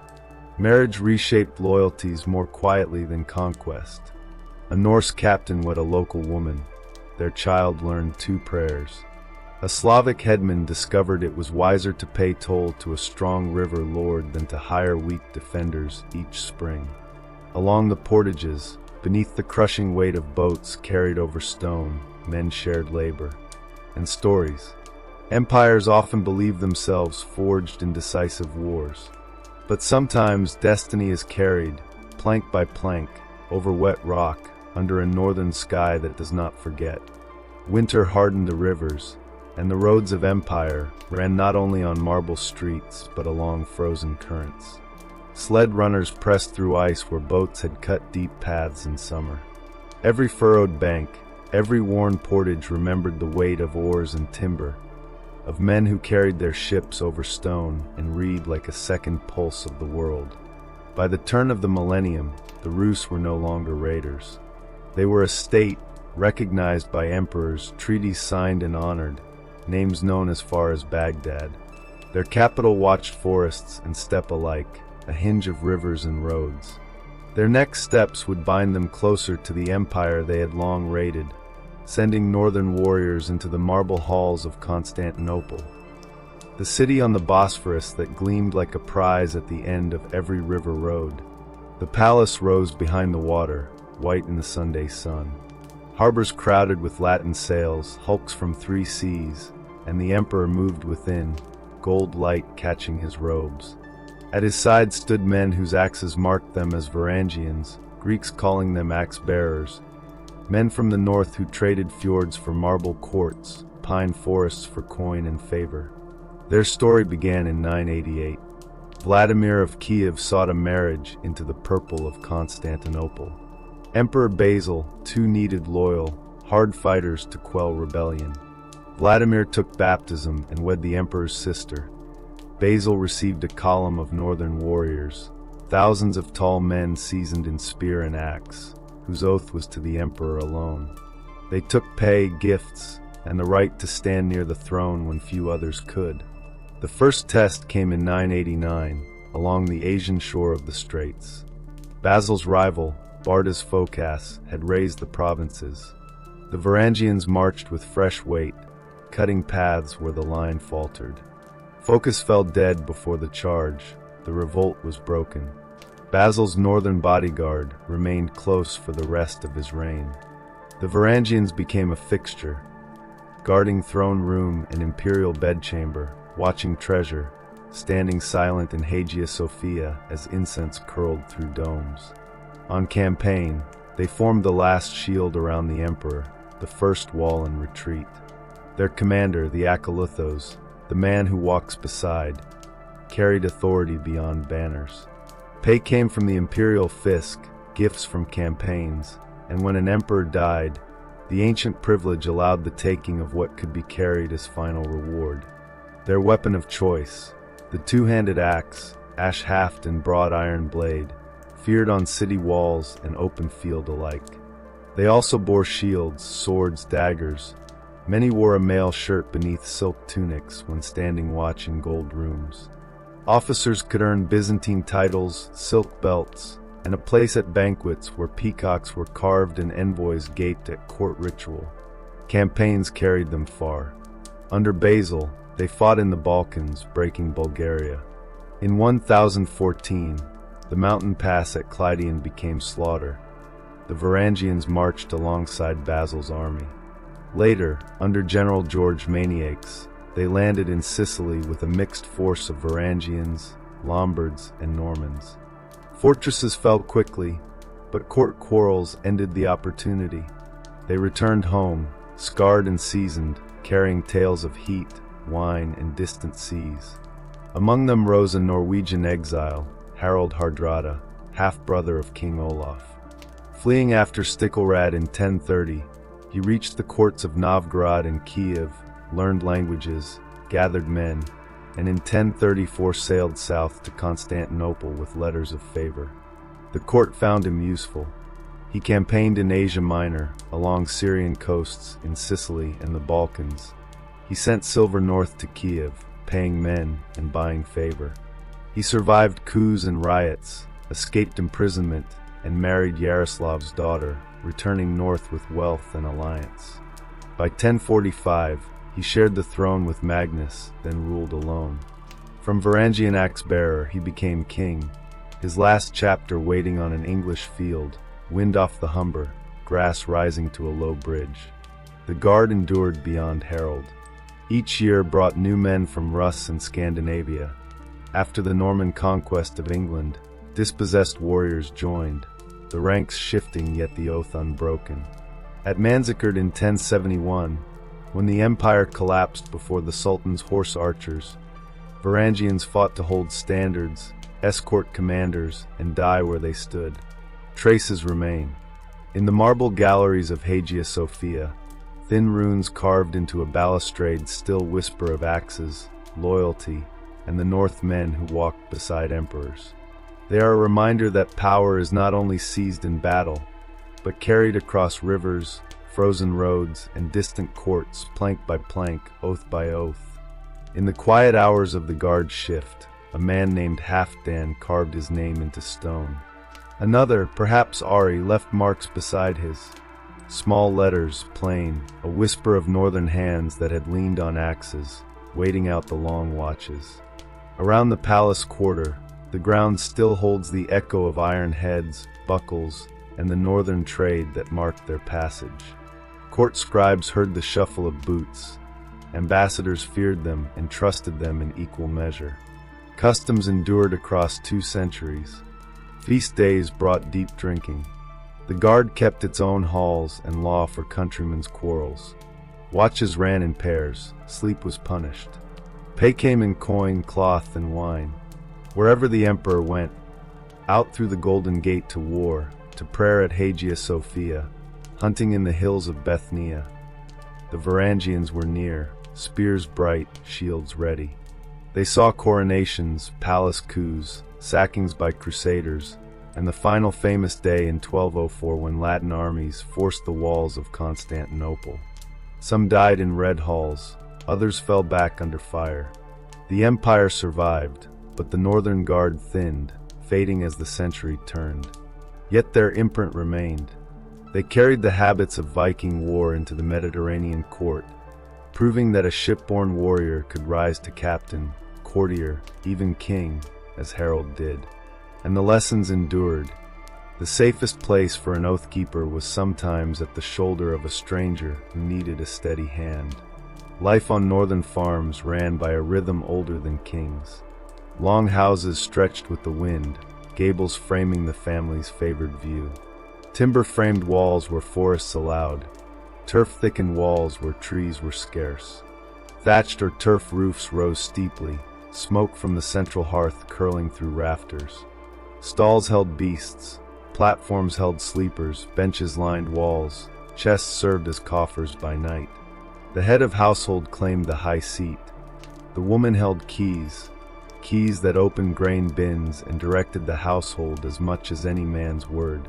Days began with fire coaxed from embers, porridge warming pots that never cooled. Children fetched water, split kindling, cleared snow. Spring turned mud to soil. Heavy plows drew furrows for barley, oats, rye. Lighter plows nibbled stone-laden fields.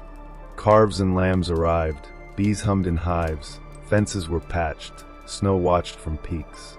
Summer rushed, hay cut, carried, piled. Fish ran into nets, smokehouses darkened with salmon and trout, cod dried on frames, seal and whale appeared when luck and weather agreed. Autumn brought slaughter, butter packing, cheese aging on airy shelves, meat salted, dried, smoked. Ale filled barrels, trade reached the loneliest farms. Markets brought 10 languages into the lanes. Silver weighed carefully, coins clipped and arm rings fractioned. Southern potters and comb makers offering their wares, iron swords arriving by ship. Society was a ladder. Trolls labored near animals, free farmers held land or rented, accountable only to law and bargains. Clever men rose by skill, careless men fell by folly. Fosterage forged families, boys sent to learn law, manners, and fighting. Girls placed where they would be valued, later matched. Friendships bound as strongly as blood. Oaths mattered, breaking one marked a man in memory and song.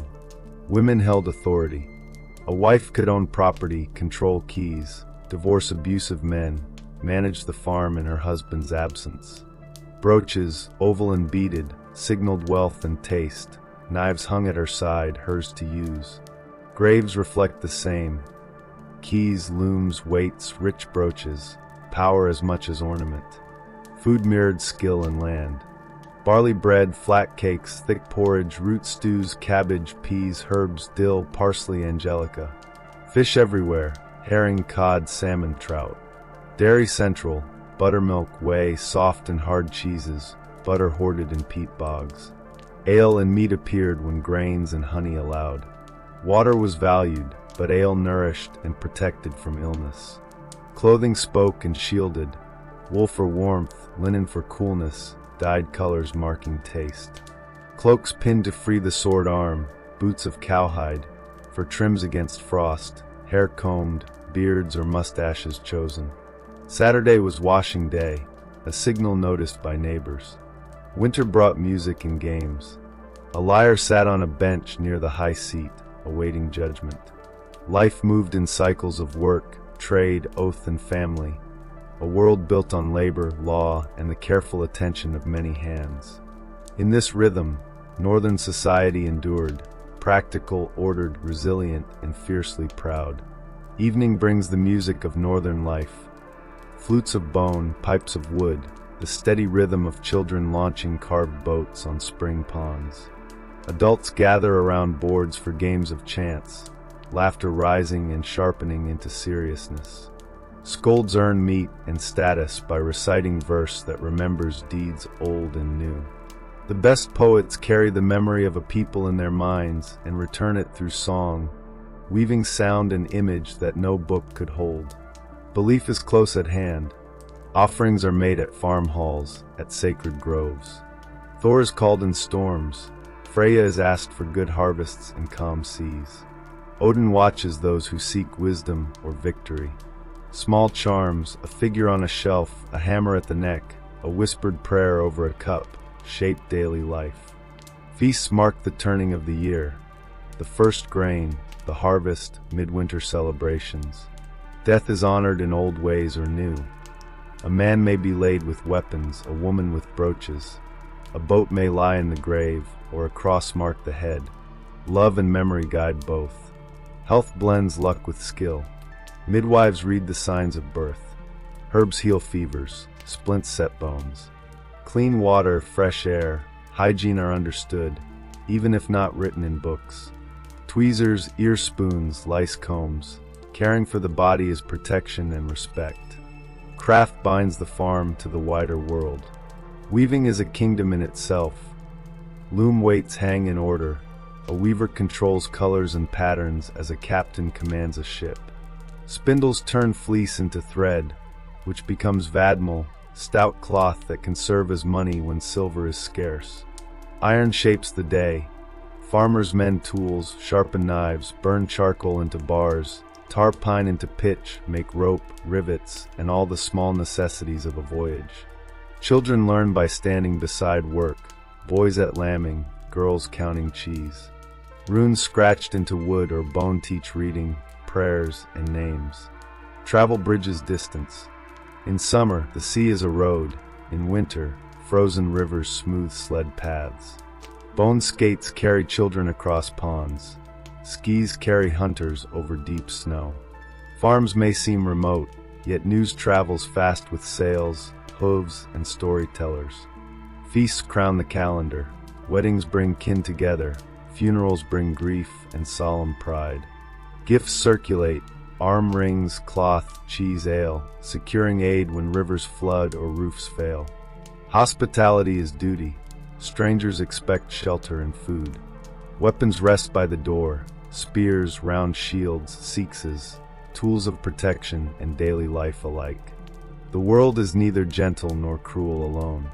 Law tempers anger, custom smooths the ripples of pride. From farm to fjord, the great voyages begin. Men at the prow, women tending fire, all shaped by frugality, courage, memory, and plain speech. War and craft are bound. A warrior is first a farmer, hands calloused, spear by the door, shield on a peg, short axe at the belt. The spear is work, cheap, strong, quick to learn. Axes are common, swords rare and prized, often carried through generations, gathering stories. Blades show pattern welding or marks of Rhineland forges, names like Albert whispered as blessings. Armor begins with wool tunics, iron helmets guard the head. Horn helmets are myth. Fighting relies on the shield wall, boards locked, feet planted, the line moving as a living fence. Discipline and nerve win over wild fury. Berserks are rare exceptions. Archers shoot from behind, slingers whistle stones, the wounded groan, the living count spoils. Law follows war, captives may become thralls, ransom buys freedom, oaths settle quarrels. Ships make the world possible. Longships are masterworks, oak keels as spine, ribs as bones, overlapping planks riveted, caulked with wool and tar. A single mast carries a square wool sail, greased against spray. Oars move when wind fails, crew singing in time. Shallow draft allows river gallops, beach landings. Steering or fixed to the right, starboard, port to the left. Archaeology confirms skill. Noble burials at Oberg and Gstad hold ships, sleds, wagons, animal carvings. Denmark's Skuld Devrex collection preserves scuttled hulls. Swift warships, stout traders, cargo boats, and deep-beamed river vessels. Sails dyed and striped, ropes of hemp and hair, pine tar filling seams. every rivet hammered by skilled hands. Navigation blends craft and memory. Swell, wind, clouds, bird habits, whale presence, sounding lines with tallowed lead. Sun and stars guide, fog demands experience. Sunstones may or may not work, yet crews reach their destinations more often than luck alone could allow. The northern world expands, held steady by hands that know wood, iron, thread, sea and sky. The North's reach spreads across oceans and rivers, from the sun to the Depair, even skimming the icy edges of Greenland. A sturdy hull and a clear head open the world. Markets like Hedby and Burka thrive beside anchorages, pulling goods from every coast.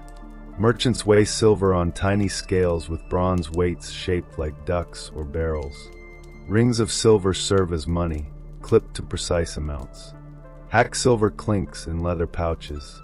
Even those who have never seen a king can name coins from distant cities by touch alone. Amber travels south from Baltic shores. Walrus ivory moves east from Greenland. Furs, wax, flax, iron, stockfish, wool, and cloth cross the decks, returning with glass beads, spices, wine, and blades stamped with makers' marks. Trade builds towns, and towns teach people to count, to honor agreements, and to maintain reputations, credit earned or doors closed. Art and craft fill daily life. Ship prows become beasts that seem to breathe, carved in styles that endure. The gripping creatures of Bore, the bold ribbons of gelling, the slender tendrils of the urn style. Metalworkers cast brooches in bronze and silver, blacksmiths harden iron blades. Weavers finish tunics with tablet-woven bands, cords tie sails and harnesses alike. In ship burials like Oserberg, wagons, sleds, and tapestries show a taste for line, story, and memory that endures. Words are tools as sharp as axes. Runes carry names, prayers, and brief messages across wood, bone, and stone. The older runes give way to younger forms suited to the language of the age. Rune stones rise along roads and at farm gates, marking land and honoring the dead.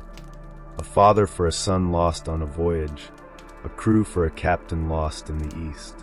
In Denmark, gelling stones celebrate kings and new faith. In Sweden, stones at ruck and island roads tell riddles and boasts. Later, Latin letters flood in from Iceland. Skalds at the high seat shape verse in strict meter, with kennings turning swords into wound fire and ships into sea stallions. Praise immortalizes, satire wounds. Grooming and dress matter. Antler combs, tweezers, ear spoons are as common as knives in graves. Clerics note Danes bathing on Saturdays, combing daily, changing shirts often. Men wear tunics over trousers, binding calves for warmth. Women wear long underdresses, shorter overdresses fastened with oval brooches, bead strings between cloaks pinned with metal. Colors come from natural dyes, red from madder, blue from woad, yellow from weld, greens and browns crafted with care. Fur trims guard winter hoods. Sport and play train body and skill. Men wrestle for honor. Stones at harbors serve as challenges. Skiers brag of long glides. Natelica, a hardball game, fills fields with shouts and thuds. Boards for Henneful sit near the high seat, teaching strategy and play. Belief shapes courage. Thor's hammer hangs on necks. Miniature hammers appear in burials alongside crosses, a symbol of faith during times of change. Seer women carry veiled staffs, chanting and drumming to prophesy. Men swear oaths on heavy rings, sacrifice horses at feasts. Later, churches and books supplant some old rites, but stories linger at the fire's edge. Fortification and order grow. Kings in Denmark raise perfect ring fortresses like Trelleborg, gates facing the four winds, streets at right angles, a testament to command over labor and land. In England, Alfred sets banks at river bends and road crossings, strong defenses behind which markets thrive. Burial continues to reflect rank and belief. Cremations and boat graves, mounds with horses and hawks, women's brooches and keys, men's blades. Cloth and wood rot, but enough survives to show care, display, and respect for the dead. The North prizes skill, memory, courage, and the keeping of promises. A captain who gives gifts secures loyalty. A lord who withholds pays alone on a shore without men. A craftsman who cheats is shunned. A poet who lies loses his voice. This code is learned by heart, not written, guiding people across rivers, seas, and winter ice.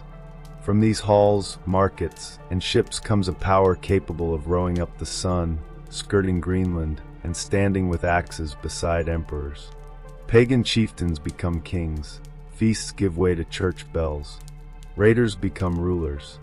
Hands that once cut planks for longships now lay stones for cathedrals and keeps. Power consolidates slowly. Chieftains yield to kings who command men from distant valleys and islands. Ships once gathered for single summers now sail under rulers with plans spanning decades. Earth and stone, forts and bridges, new towns and named coins reflect this transformation. In Norway, the story begins with Harald Fairhair, whose oath not to cut or comb his hair until he united the coast embodies the theater of oath and the reality of conquest. From Oslo fjord to Nordrum, he fought rival kings and jarls, shaping the coast and setting families to sail west to Iceland and the Isles. Those who remained learned to live under a single high king, paying dues and defending harbors. Harald's successors include Eric Bloodaxe, a harsh ruler, and Hewlin the Good, who brought English ideas of law, strengthened assemblies, codified remembered law, and sought to spread faith gently. Yet even he faced nobles resistant to change. Later, Hakon Sigurdsson ruled with ships and kin, trusting oaths more than bishops, balancing local power with the strength of the sea. Northern power, forged in wood, iron, law, and faith, moves from fjord to fjord, from farm to market, from chieftain to king, the edge of an age that blends tradition with ambition. In the same years that Norway and the North matured under kings, Denmark gathered itself into a line of power that held the center. At the root of that line stands Gorm the Old. His rune stone at Jelling names him king of the Danes and honors his wife Thyra as the pride of Denmark. His son, Harald Bluetooth, strengthened the realm further.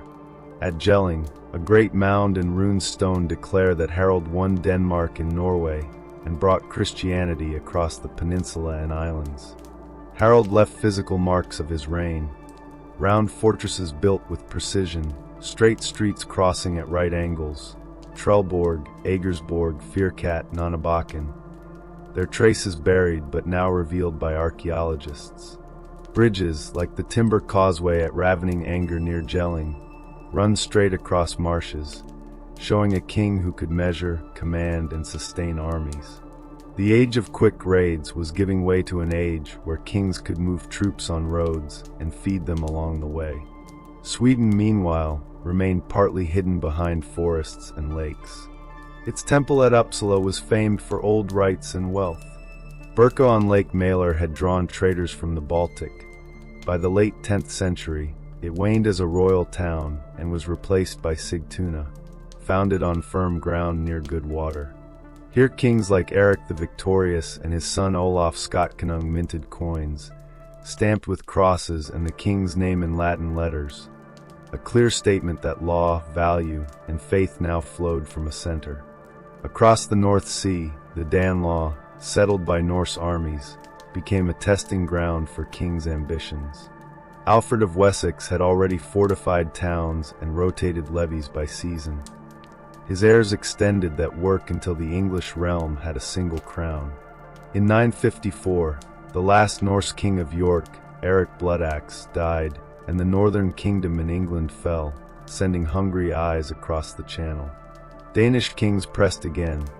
Sweyn Forkbeard claimed the English throne in 1013, dying soon after, leaving his son Canute the Great to secure England by 1016. Later adding Denmark and Norway to his rule. For a few years, the North Sea was effectively an inland lake under a single ruler.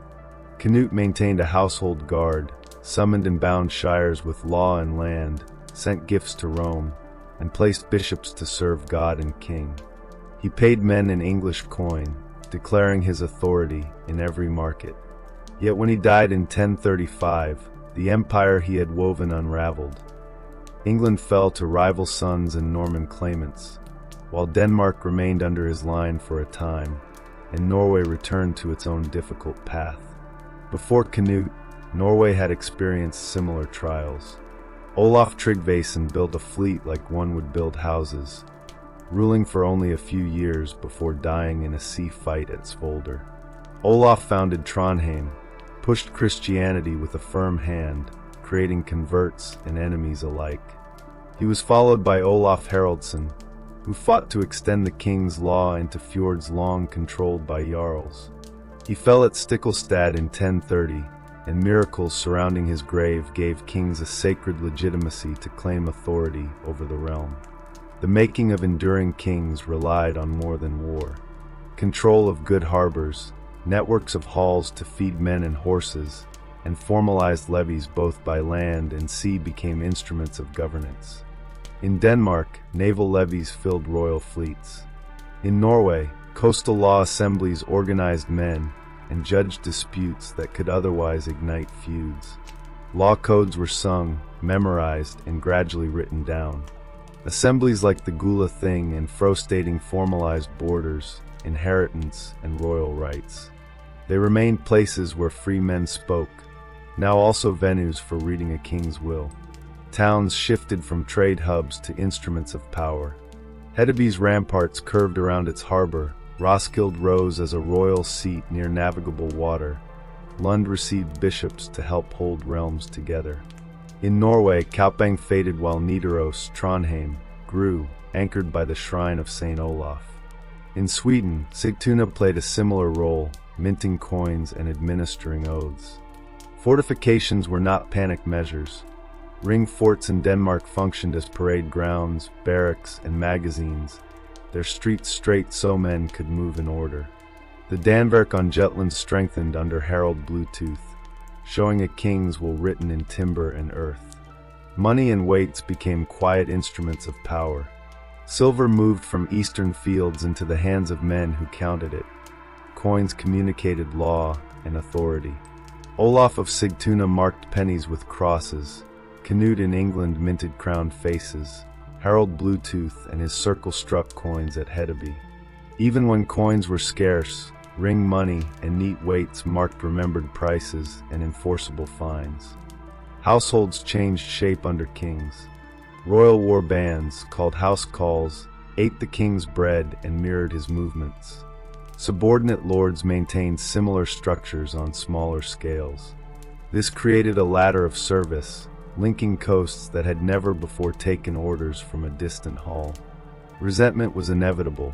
Proud farmers submitted to summer levies, but winter taxes and counting of cattle could provoke rebellion.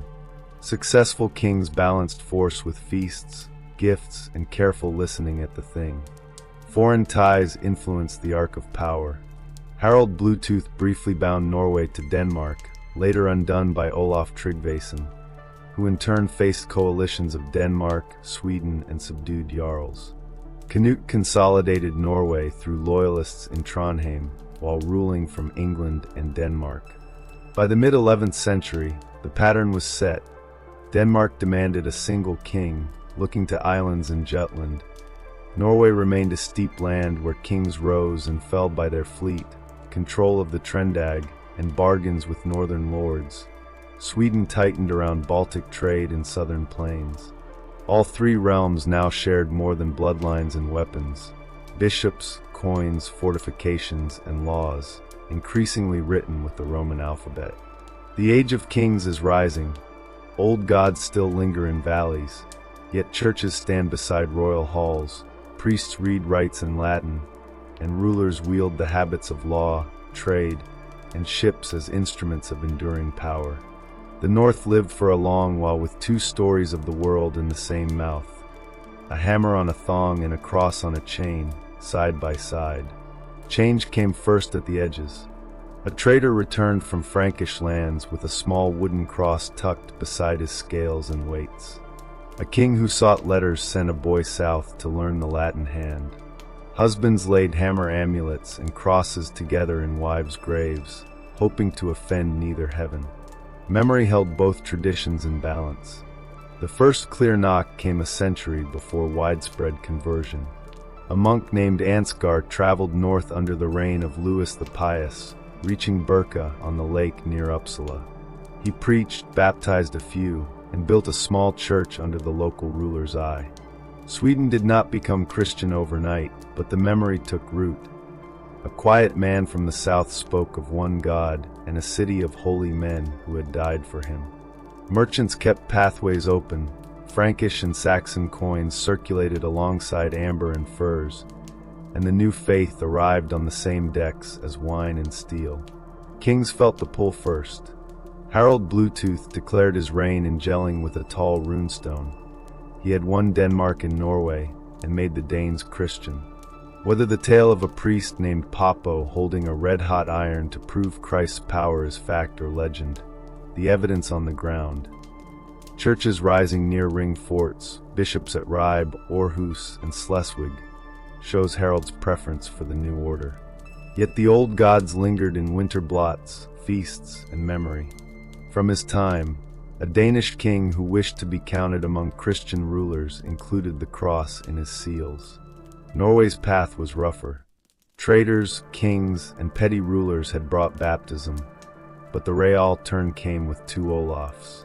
Olaf Tryggvason returned to Norway in the late 10th century, founding Trondheim, calling builders and priests to his court, leaning hard on chieftains who kept old rites, and breaking idols publicly to inspire fear.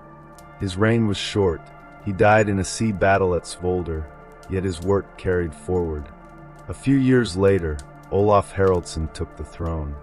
With English bishops' help, he established Christian law, sent priests into valleys where hammers still hung over doorways, and forced stubborn men to choose law or exile. His reforms made as many enemies as friends.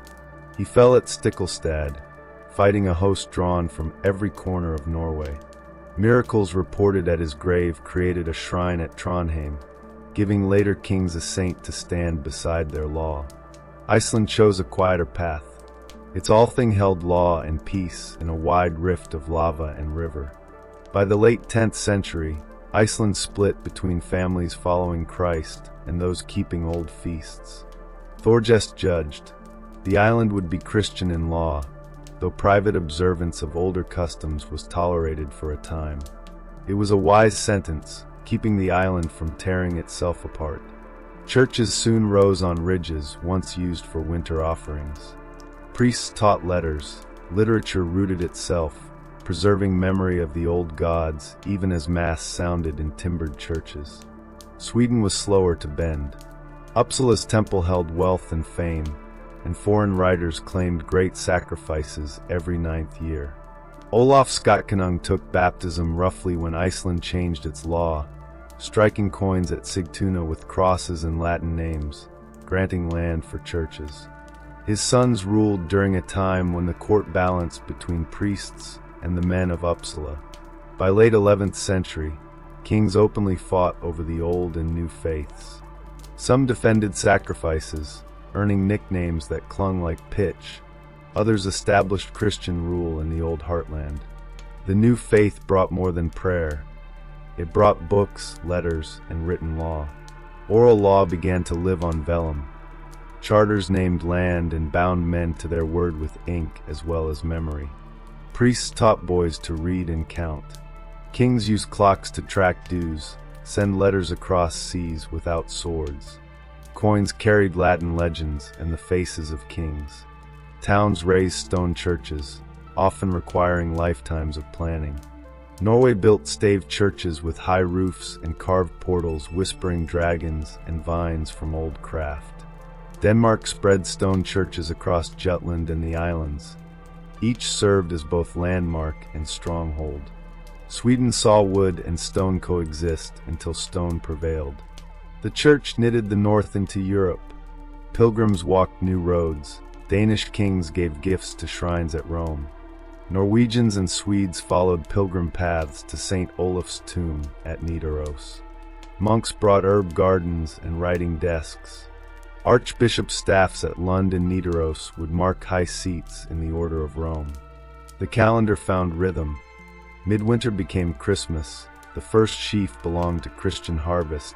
Spring acquired the name Easter, while men still read signs in fields to know when to sow. Conversion did not end quarrels, but reshaped their frame. Kings who once swore on heavy rings now swore on books and relics. Feuds could be measured in fines and penances. Slavery ebbed with market changes and priest pressure, though bonds remained for a time. Crowning moved from horse sacrifices to altars, anointing oil, and bishops' hands. The cross became a tool of kingship, as the hammer had once been, and fleets, fields, and enemies were named within its authority. The North had changed, two worlds had merged, and the new order would endure alongside memory of the old.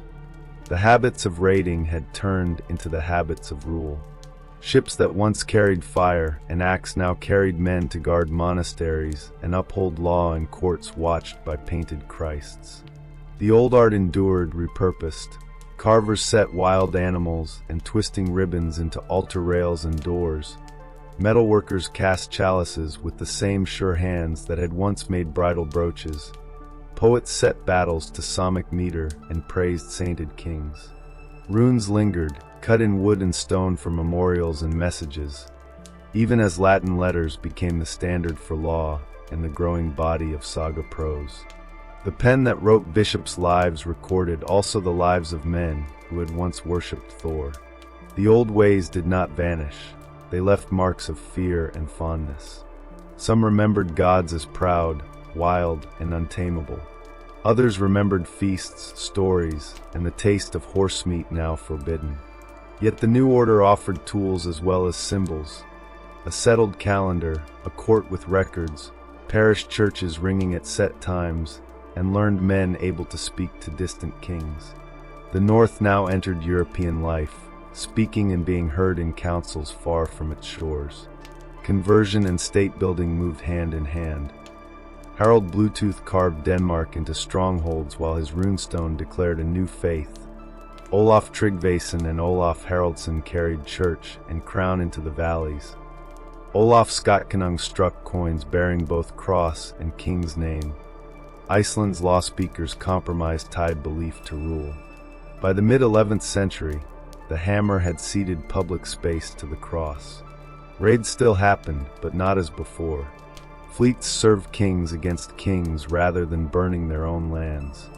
Warriors carried crosses on shields and blades once blessed in farm halls. The old gods walked into story, retaining dignity. The North grew orderly without losing its edge, surprising neighbors who had feared only sudden sales. And then came Harald Sigson, Harald Hardrada. He had crossed half the known world, earned pay in the marble city of the Bosporus, and returned to claim Norway. England turned his eye. In early 1066, the death of Edward the Confessor opened 3 roads to the throne. Harold Godwinson seized it with council blessing. William of Normandy claimed promise and papal favor, and Hardrada invoked old Danish-Norwegian agreements. A tangle of oaths mattered less than will. Tostig Godwinson, a fallen earl, offered Hardrada a northern landing and a grievance sharp enough to draw swords. The old sea roads awaited. Norway rang with axes on timber as ships and men gathered, fjord and farm giving men and spears alike. Hardrada crossed the Skagerrak to the northern islands of Scotland, taking Orkney with him. At Fulford Gate near York, English banners from Mercia and Northumbria met him. Veteran Norwegians pressed hard. The English broke into marsh and water meadow. York gave hostages. Hardrada waited at a bridge by the Derwent, thinking the hard part done. On September 25th, Harold Godwinson arrived, having marched rapidly from London. The Norwegians, caught sunlit and unready, fought fiercely, but the English vanguard reached the bridge first. A lone Norseman held it with an axe, falling only to a spear from beneath the planks. Shield walls clashed, and Hardrada chose speed over caution, riding forward without mail. An arrow struck his throat. Tostig rallied the host briefly. The second line arrived. but the day leaned away. Norway lost a king, England its northern strength. 3 days later, news from the south darkened victory. William of Normandy had landed at Pevensey. Godwin's son turned south to meet the Norman threat. On October 14th, the ridge east of Hastings bore witness. The English shield wall held high ground. Normans with knights, archers, and foot fought. Feigned retreats drew slices of English lines into the killing ground. By dusk, shield wall unraveled. Harold Godwinson fell by his standard, brothers at his side. William's Day. Memory preserves both fields. York's River Road and Hastings Ridge closed the arc of an age, raids, trade, law, state. A Norman duke claiming a pious right to the English crown was heir to Rollo, who had once exacted toll with sword. Knights rode heavy horses under cross banners, yet the will behind them had northern roots. William finished what the last Viking had failed to achieve. England entered a new order, French speech in courts, stone keeps on hills. Yet northern words lingered. In York, London, Dublin, and Irish Norse towns, markets and speech remembered their origins. Each generation tied more tightly to crowns in Norway, Scotland, Ireland, while still holding echoes of the old sea roads, axes, and sails. The North's passage from raider to ruler, from hammer to cross, had reached its most dramatic proof, England itself. In the Hebrides and the far northern isles, men who called themselves sea kings haggled for freedom with one hand while offering homage with the other. Sea peoples never disappear, they simply adjust their bargains. By the 12th century, they were often vassals as much as raiders. In Denmark and Sweden, kings counted tithes and summoned bishops to the assemblies. In Norway, skalds sang of Saint Olaf and learned that a throne rests more firmly on law than on fear alone. The ring forts of Jutland had grown quiet. Along the same roads, new stone churches rose. Coins stamped with crosses and Latin inscriptions circulated in markets that had once weighed goods with arm rings. In England, the Huscarls who had stood with two-handed axes on Senlac Hill became figures in Norman tales, praised as much for valor as for the memory of the North. In the Empire at Constantinople, the Varangian Guard now drew more Englishmen than Norse after Hastings, a final echo of a road that had begun with Swedish boats on the Volga. There were occasional sparks. A Danish fleet up the Humber 3 winters after Hastings, siding with rebels for a season before taking silver and returning home.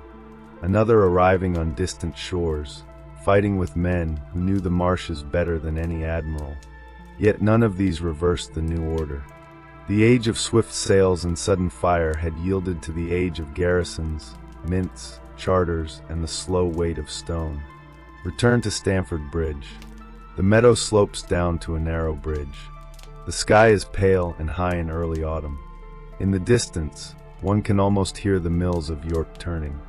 Those who died there were the last of a breed whose mark stretched from Newfoundland to the Neva. Their deaths did not end their people. Their children and cousins lived on in Norway, Denmark, and Sweden as farmers, merchants, and soldiers, speaking their language and carrying their memory into courts and churches. What ended was a way of moving through the world. Ships still sailed, but under tighter rules. Swords still sang, but beneath banners and seals. The longship rested on the shore, sliding into legend. Much of the world's work endured. Law assemblies became parliaments. Norse names clung to towns and hills. Words like sky, window, husband took root in English. The old gods did not vanish. They lingered in poetry, carved wood, and winter tales. The wind in the rigging still carries their call. Stand in a northern harbor at low tide and watch the rockweed shimmer like beaten bronze. Hear the ropes creak and the gulls cry. These shores gave rise to people who shaped the tongues millions now speak, set laws that endure, and carried their gods into stories and song. The church and kings shaped the North, and the North reshaped the church. Bells marked the day, feasts marked the year. Pilgrims walked to Nidaros to touch St. Olaf's shrine. Bishops argued with kings. Kings learned to wear a crown as much by God's will as by the will of the assembly. The old gods did not die. They lingered in corners of memory and in the lines of verse. Weekdays still bear their names: Wednesday, Thursday, Friday. Speak them aloud, and the old world echoes behind the Latin Mass. War changed its dress, but not its bones. The shield wall that held at Ashdown and Eddington, that broke at Stamford Bridge, became ranks of men fighting for pay under kings. The Varangian axe became the axe of the English house call, then a memory in Norman songs of hard fields in Sussex.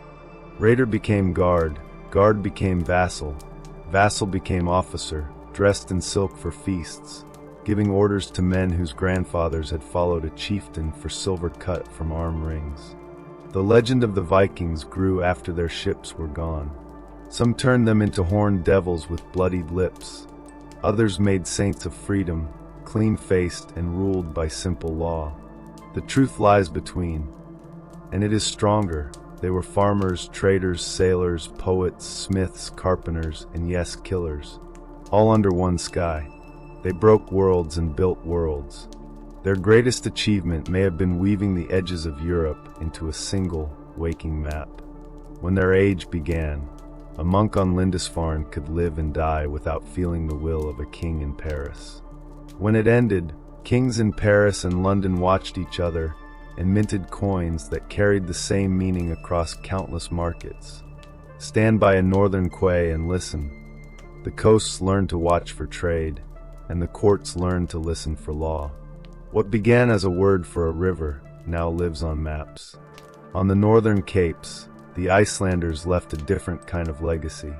They built a commonwealth without a king, and the Althing at Thingvellir became a place where people scattered across fjords and lava fields could meet under law.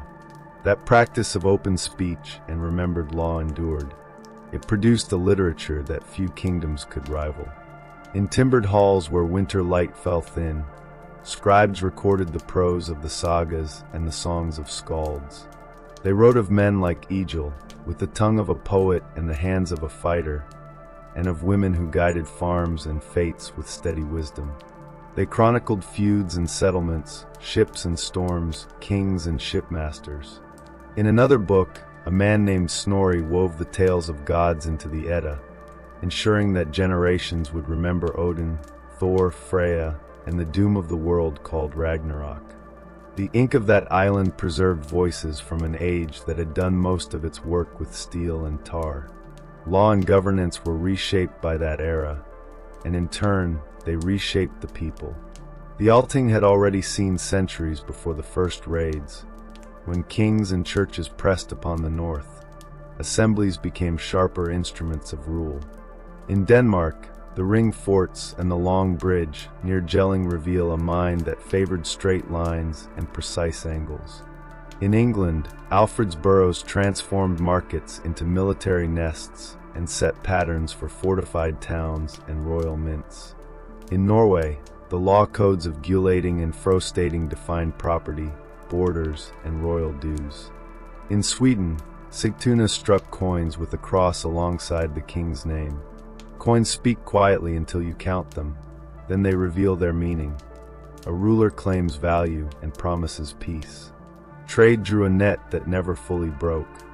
Hedebe's wharves crumbled, but the path between the Baltic and the North Sea remained open, later traced by the ships of the Hanseatic League. Birka gave way to Sigtuna and then other towns, yet amber, wax, and furs continued west while wine and steel moved east. Dirhams unearthed in Swedish fields tell of the old flood of silver from the lands of the Caliphate. Later, Eastern coins became rarer, while Frankish and English coins grew common. Still, the habit of weighing silver on little scales and cutting arm rings to measure value endured into the age when kings stamped pennies with their faces. The art of the North did not vanish, it learned new grammar. Carvers set beasts and ribbons on church doors where once they had adorned figureheads and shrine posts. The gelling stones display both old lines and new faith.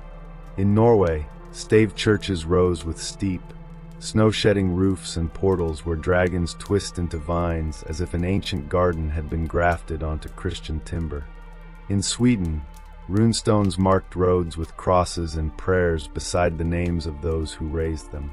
Latin letters took over law and histories, but runes persisted in daily notes and memorials for generations. Even in Constantinople, simple runes on a marble balustrade record the names of Varangians guarding a distant throne. A man named Hakon etched his mark there, unaware he had written a memory for 1,000 years. The longship became memory, yet the craft that built it endured. Shipwrights preserved the clinker-built method for boats that could withstand harsh seas and jagged coasts.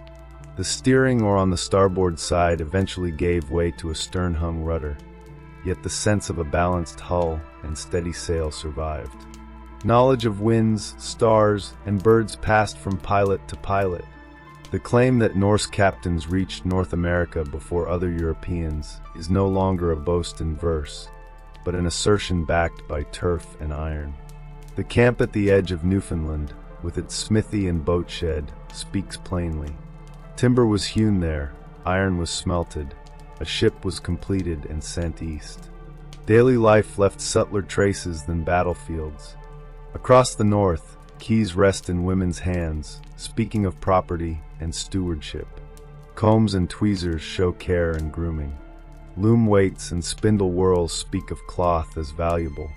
Small bronze weights and measuring stones reveal a people thinking in measures and trade. Game boards hint at winter nights of laughter and quiet rivalry. Great mounds at Oberg and Gokstad suggest some departed as princes in the telling, while countless simple graves show that most were laid to rest with love and a little food for the journey. The church absorbed the north, and the north reshaped the church on its margins. Parish bells marked the day, feast days ordered the year. Pilgrims walked to Nidaros to touch the shrine of Saint Olaf. Bishops debated with kings. Kings learned that wearing a crown depended as much on God's will as on the will of the assembly. The old gods did not vanish, they moved into memory and verse. Weekdays still bear their names: Wednesday, Thursday, Friday.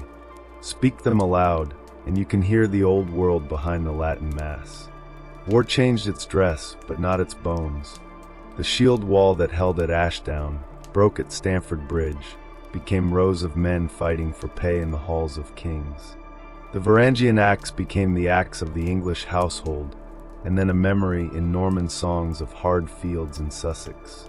Raider became guard, guard became vassal, vassal became officer, wearing silk at feasts and giving orders to men whose grandfathers had followed chieftains for silver from arm rings. The legend of the Vikings expanded after their ships vanished. Some painted them as devils with horns and blood on their lips, others as saints of freedom, fair-faced and bound by simple laws. The truth is somewhere between and stronger for it. They were farmers, traders, sailors, poets, smiths, carpenters, and yes, killers, all under one sky. They tore worlds apart and built new ones. Their greatest achievement may have been stitching the edges of Europe into a single, waking map. When their age began, a monk on Lindisfarne could live and die without knowing the will of a king in Paris. When it ended, kings in Paris, London, and the northern courts observed one another and minted coins that spoke the same language across markets far and wide. Stand at low tide in a northern harbor. Watch the rockweed shimmer like beaten bronze. Hear the mast ropes creak, the gulls call. The people who departed from these shores shaped the tongues millions speak today, laid the laws that still guide parliaments, and wrote books that hold the breath of centuries. Their gods walk in stories. Their tools rest in museums and in hands that still craft clinker-built boats for hard waters. Their halls are gone, yet the habit of gathering to speak and judge remains. They did not last forever. No people does. But they taught coasts to listen for trade and courts to listen for law.